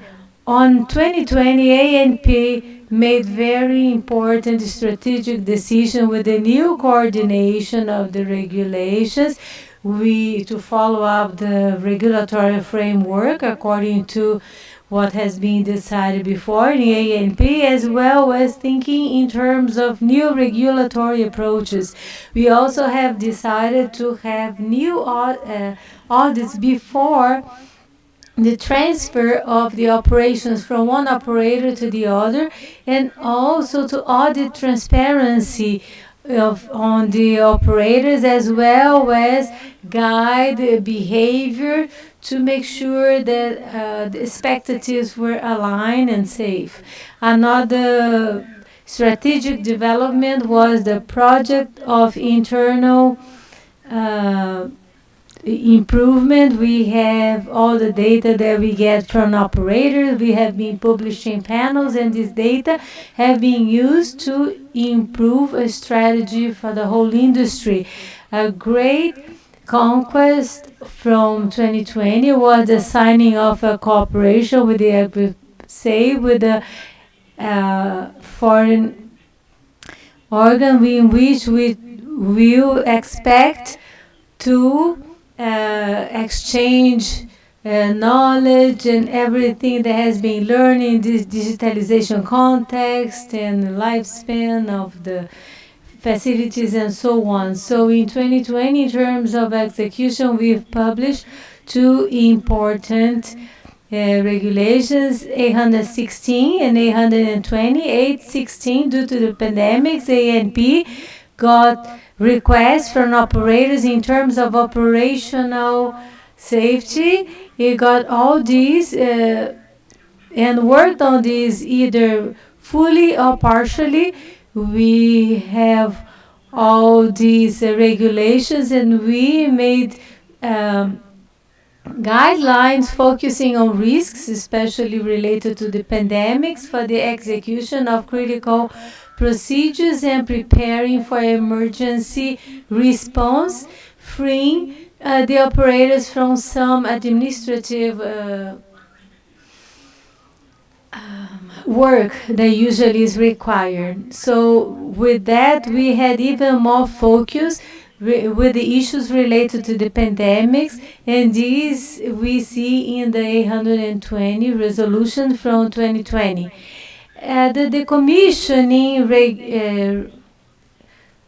regulation had modernization and simplification, transparency, visibility for this phase, and this year ANP has published very important works as far as performance from 2019 and things that happened last year, as far as safety articles about human reliability. We got into web seminaries and talks, and we've been working together with different parties on the impacts of the operations and how the operations would deal with the situations. As far as the regulatory agenda for 2020-2021, we count with the evaluation of ANP 37 2015, in which we study as far as the action plan that is established and ways to simplify the inspection tools. We also had an internal workshop to talk about different issues, and the next steps would be an external workshop. And the resolution 44, it talks about communication of incidents, and it has been studied together with all the superintendencies and talks about all the different procedures, and its concepts and requirements are still being thought of in terms of updating, and always with a focus on the operations and the operational safety. As far as the regulatory agenda, we had some studies for the consolidation in the industry, as we know that will happen, and after very intensive work, which are this focus here that you can see on the bar, with the works with the association, internal works, and in relationship with other partner agencies. We had many contributions, and we've been working with all the inputs we got to consolidate this material. Nowadays, the different regulations, they work independently. Each one is for a different kind of facility. They have been published since 2007, and they work in this triangle with the general dispositions like management practices, operational practices in facilities and technology. So what we hope with this single model is to have a consolidation of the management practices that would be applicable to all kinds of facilities, and the specificities would be in different documents, and I'm going to be talking about that. Our perception is that the industry is also made in a very independent way in these different facilities, and the lessons learned from since 2007, they haven't been used by the people that work with submarines and others. We see this in the quality of the risk analysis and the management production. We don't have a course on that, for example.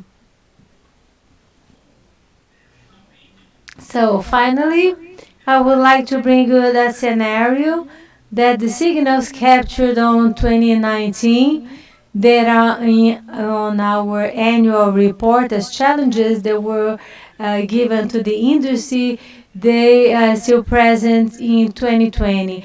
We still live with the oil spill at sea and with the FPSO holes.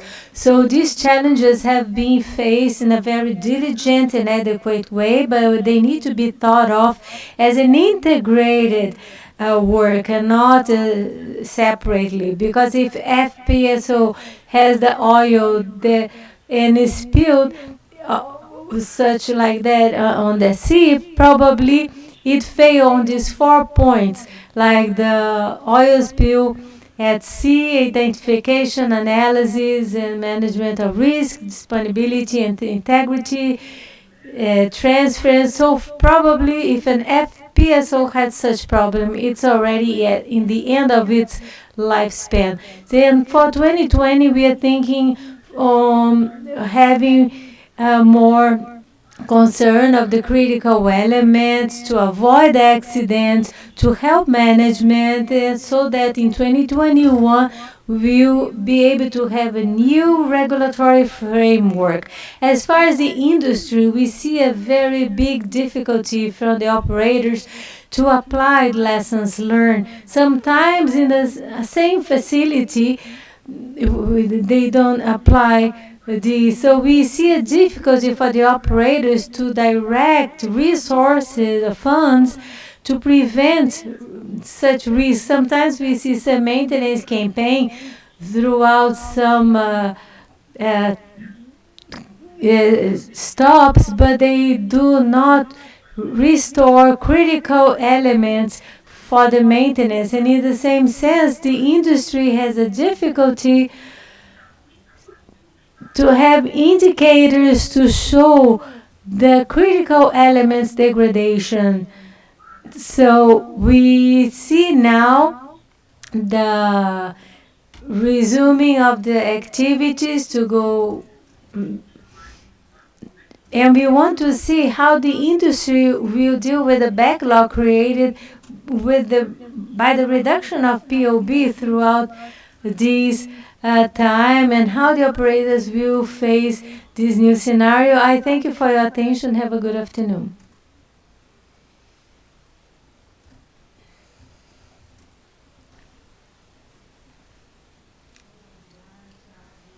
Thank you, Tiago. It was a very important presentation to show all our efforts as a regulatory agency and how we've been going through the revision of our regulatory framework. So I have some questions here, even from the beginning. So the first one is, what is the estimate for the publishing of the new FPSO? Would it be worth it for all the facilities, or which unities will be affected by this new FPSA? Good afternoon again. This question really, Mariana, is a recurring one. It's something that has been expected by the industry and the society. at large the revision of the framework, and I would like to invite you all to get in the ANP website to see the regulatory framework for 2020 and 2021. There we have not only the revision of the schedule for the FPSO, but also what are the actions from ANP as far as the regulations. Specifically answering the question, there is a forecast of having these published on October of next year. Maybe before that we're going to have some intermediate publication, something external for society, a public, non-public publication, the regular procedures that we follow before final publication. So this is our forecast according to how things are going so far. Maybe we'll be able to shorten this this date, this deadline, but be attentive because we probably going to be talking about that.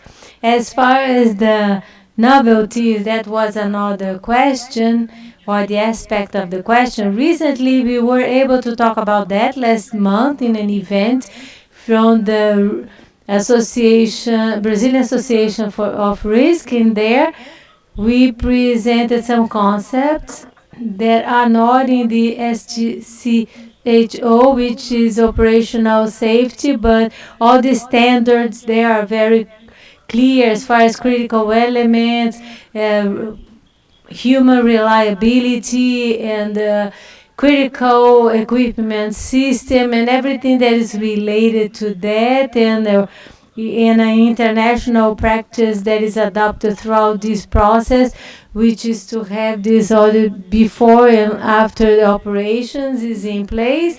And we have new stages. It's more clear. We also have a question for our Thiago Jacques, what the rules and everything that Thiago Jacques made it clearer for our regulation, making a connection also with the resolution 37, which we talked about on this commissioning, and we make it clearer how this whole thing will work out. And we also think about other points, and we're going to have the participation with a panel on cyber safety, security. This is something that we need to see what aspects also affect the FPSO, because it can impact the operations. And this is another topic that we also have a work plan towards developing points on that, because a mutual interest there. So this is the grouping of the new novelties we have. Great, Thiago. Thanks so much for your answer. Now we have Marcelo Endes congratulating you for the presentation, saying that the last SOMA was mentioned that ANP was a major safety aid for each unit. Could you update us on this analysis? The partnership with PSA strengthen this line of action? Thank you, Marcelo Mendes, for your question. It's great that you're interested in that. Actually, this philosophy that is adopted in the North Sea by the United Kingdom and Australia as well, with NORCIMA regulator, which is using a safety aid by the unit. Sometimes it's done by some specialists from the industry. ANP is always consulted if this would not be an interesting model to be adopted. We've thought about it, and we haven't got to a conclusion as far as being something mandatory. We don't see it as something that should be mandatory. We see it as a good practice, but in the case of an operator, this wouldn't be exactly mandatory for now. But anyway, the document for operational safety, it has been rethought, so that both operators could use documents that are usually used, so that It's nothing that is done just to give to the regulatory agency.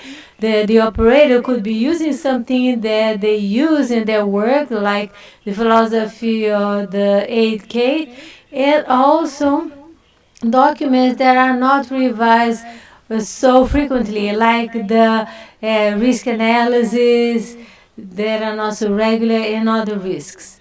So in this aspect, is right. The operational safety documentation is really being thought of to get closer to what would be a safe aid, and in collaboration with PSA, we is not uh, a topic for our work because PSA do not use this model of the safe case, and the North Sea either do not makes it mandatory, as well as ANP doesn't require the safety case, but it's a good, but that, so this has been our line of thought. Thank you, Thiago, so much. We have another question about Marisabel Marcos. She's congratulating us for the event, and she asks, how has the agency seen the projects with the practice of the SCFO? So do we see anything that needs more attention in the project or design phase?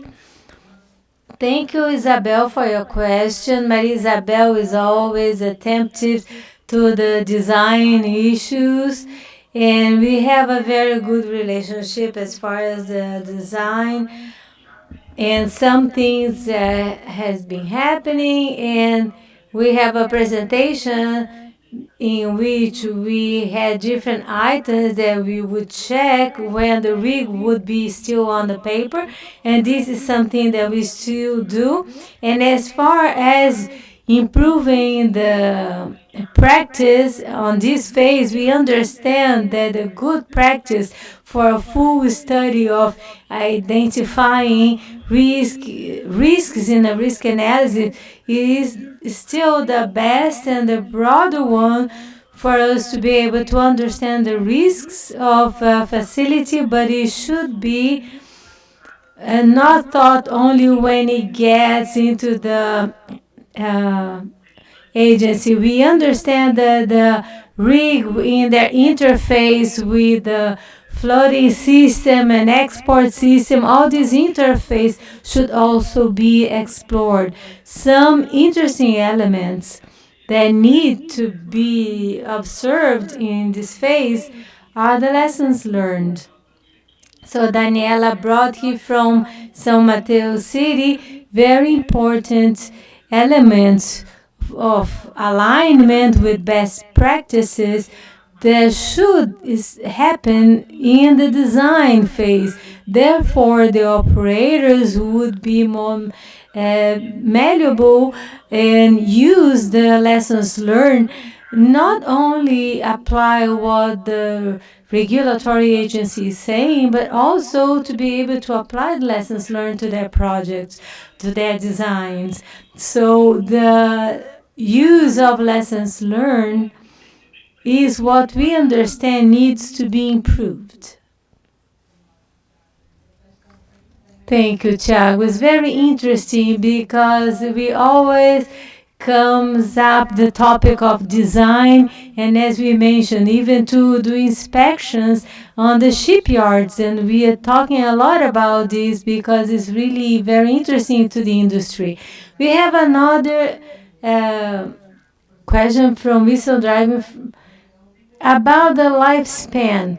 We've seen that our facilities have grown older. Is there a specific chapter, as we have the FGP and FG7, about that? Well, Lito, thank you for your question and your knowledge about the regulations always bring us to good reflections. And yes, the new regulations have been renewed with elements of lifespan in its general requirements. Naturally, the new document will be talking about the lifespan, both in the operational practices requirements and the management system requirements that is for all the different facilities, and also for the others that are pertinent only for certain types of facilities. So we'll see specific parts of the regulation, but you will see that our new document will have very clear things about the extension of lifespan of the facilities. Thank you, Tiago. We have one more question from Roberto Serra from FINIG, Consultoria e Treinamento. He congratulates on the presentation and he asks again about this. How do we develop a safe case philosophy in a way that the regulated operators will not see the regulator as an auditor, but as a partner in this process with the state, company, and society? Thank you very much for this question. Actually, this is the philosophy that ANP has adopted. Besides the inspections, we also adopted many actions of the inspection and the audit. So one of them we just mentioned in this relationship in the project phase, that Mariana remembered our audits in the shipyards before the operation starts.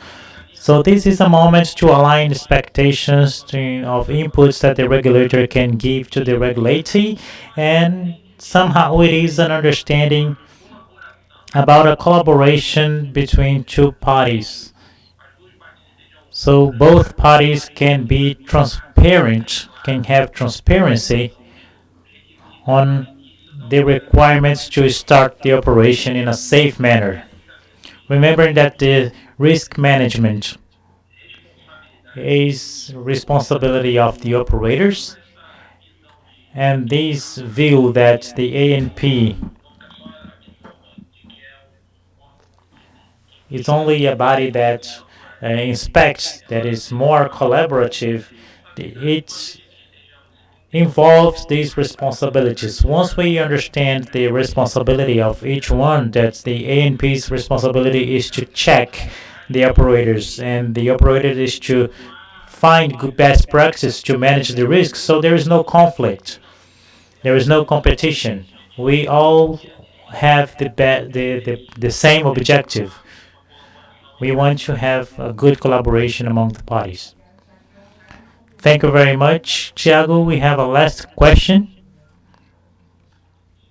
These last questions in the end of the event. Will there be an workshop or event before the review of the resolutions 37 to 2015 from the audits in operational safety and the resolution 44 of 2009 about the investigation of accidents? That is also a great question, because resolution 37 of 2015, both resolutions 44 and 37, both are under review, and we want in December this year to carry out an workshop about the review of the 37 for inspection processes, and if everything goes right, with a public hearing in the beginning of 2021. The resolution 44 is being thought of by the superintendencies of ANP that use this resolution, aligning the aspects that there is a stream to improve this system, the automated systems to inform the accidents. So we are already aligning the requirements that the superintendents had already thought of as improvements, and how to use this system, automated system that is being improved inside ANP. So it will take longer to make an external workshop on the 44, but we are thinking about doing it in the first quarter of 2021. Great, so everyone is informed now. Thank you very much for your presentation. let's close the 8th edition of Soma workshop. And first, I hope that everyone who is watching on YouTube or Zoom, I hope you are leaving this event a little bit more informed with a general overview of the performance in operational safety and environment of the oil and gas exploration and production industry in Brazil, and everyone in their own role as a player in this industry have reflected as a regulator, as regulatee, an operator or service provider, or as our partners in government institutions on how we can improve the performance and in operational safety of our oil and gas industry. So I hope we can contribute to this industry so it develops in a safe manner. And as Moura opens this event, and we have the social license to be able to develop continuously this such an important industry for our country and for the world. So we hope the market has reflected for the continuous improvements, starting their actions tackling the first 4 challenges that were included in the annual report of operational safety in 2019 that is available in the agency's website, but not limited to these 4 challenges, because ANP is following with their main actions the safe continuous operation of these facilities even during the pandemic, and we are also following the upstream improvement with all the indicators of the performance of operational safety in our interfaces of environment. So once again, I want to thank my partner Luciane here and IBP and all Real Oil and Gas, and I hope to see you at SOMAT, that is the workshop of operational safety and environment, totally directed to the production and exploration of onshore oil and gas sector. And our next presentation will be in the 25th of November in the morning, after starting at 9, the Oil and Gas Mossoró Expo. Information will be sent to you shortly. So I also would like to thank all the workers and the superintendents of operational safety and environment, that is the area that we work, for the excellent work that is being developed even during the pandemic that we have been working remotely. It is a very highly qualified team that is reinventing themselves so the whole time to bring a modern regulation, always trying to make operations more safe. I want to thank the speakers of the 8th SOMA, to our General Director Raphael Moura and Director of PSA Mariana, Superintendent of SSM Daniela Gomes, Nayara, Tiago Pires, Tiago Jacques, and myself. And I also would like to thank the Superintendents of Institutional Communication of ANP who helped us to conduct this SOMA, and our partners, international and national partners, the institutions that comprise the Ouro Negro and the IRF, especially PSA, who honored us with our keynote speech. I hope we can continue working together with this integrated work, learning from each other. I cannot forget to thank especially the workers of the oil and gas sector that continue working during the pandemic. We know the risks that these people go through and the distance that they need to have from their families, and so we want to thank them especially. In the end of the event, we are going to receive satisfaction survey, so please fill out. So it's very important for us to improve more and more our events. As it was said by some colleagues during the presentations, this workshop is a way that the ANP does regulation on operational safety. So it's important that we listen to you, we understand your demands, so we can align this and work together. And to conclude, I want to thank IBP and Real Oil and Gas for helping us during the 8th edition of SOMA, and it made possible to have this workshop in a digital way and to reach a greater audience. There were more than 400 people participating with us. And I also want to thank IBP and Rio Oil and Gas, remembering that the subscriptions to Rio Oil and Gas are already open. The event will take place from December 1st to December 3rd. So have a great evening. It was a great pleasure to be here with you. Thank you very much.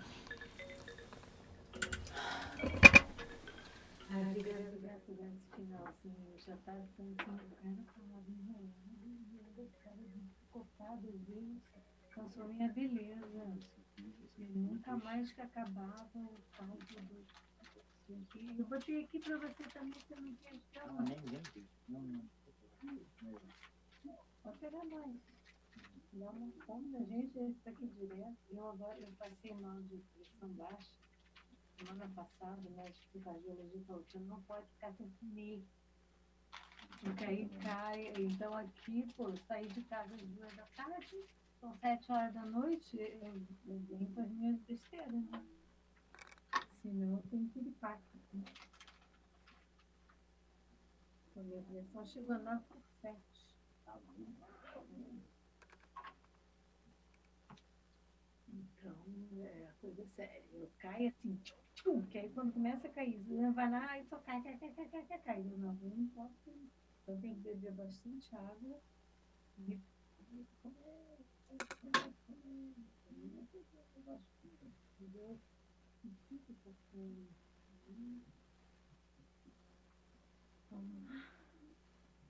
É capaz da gente ter que, deveria assinar um filme de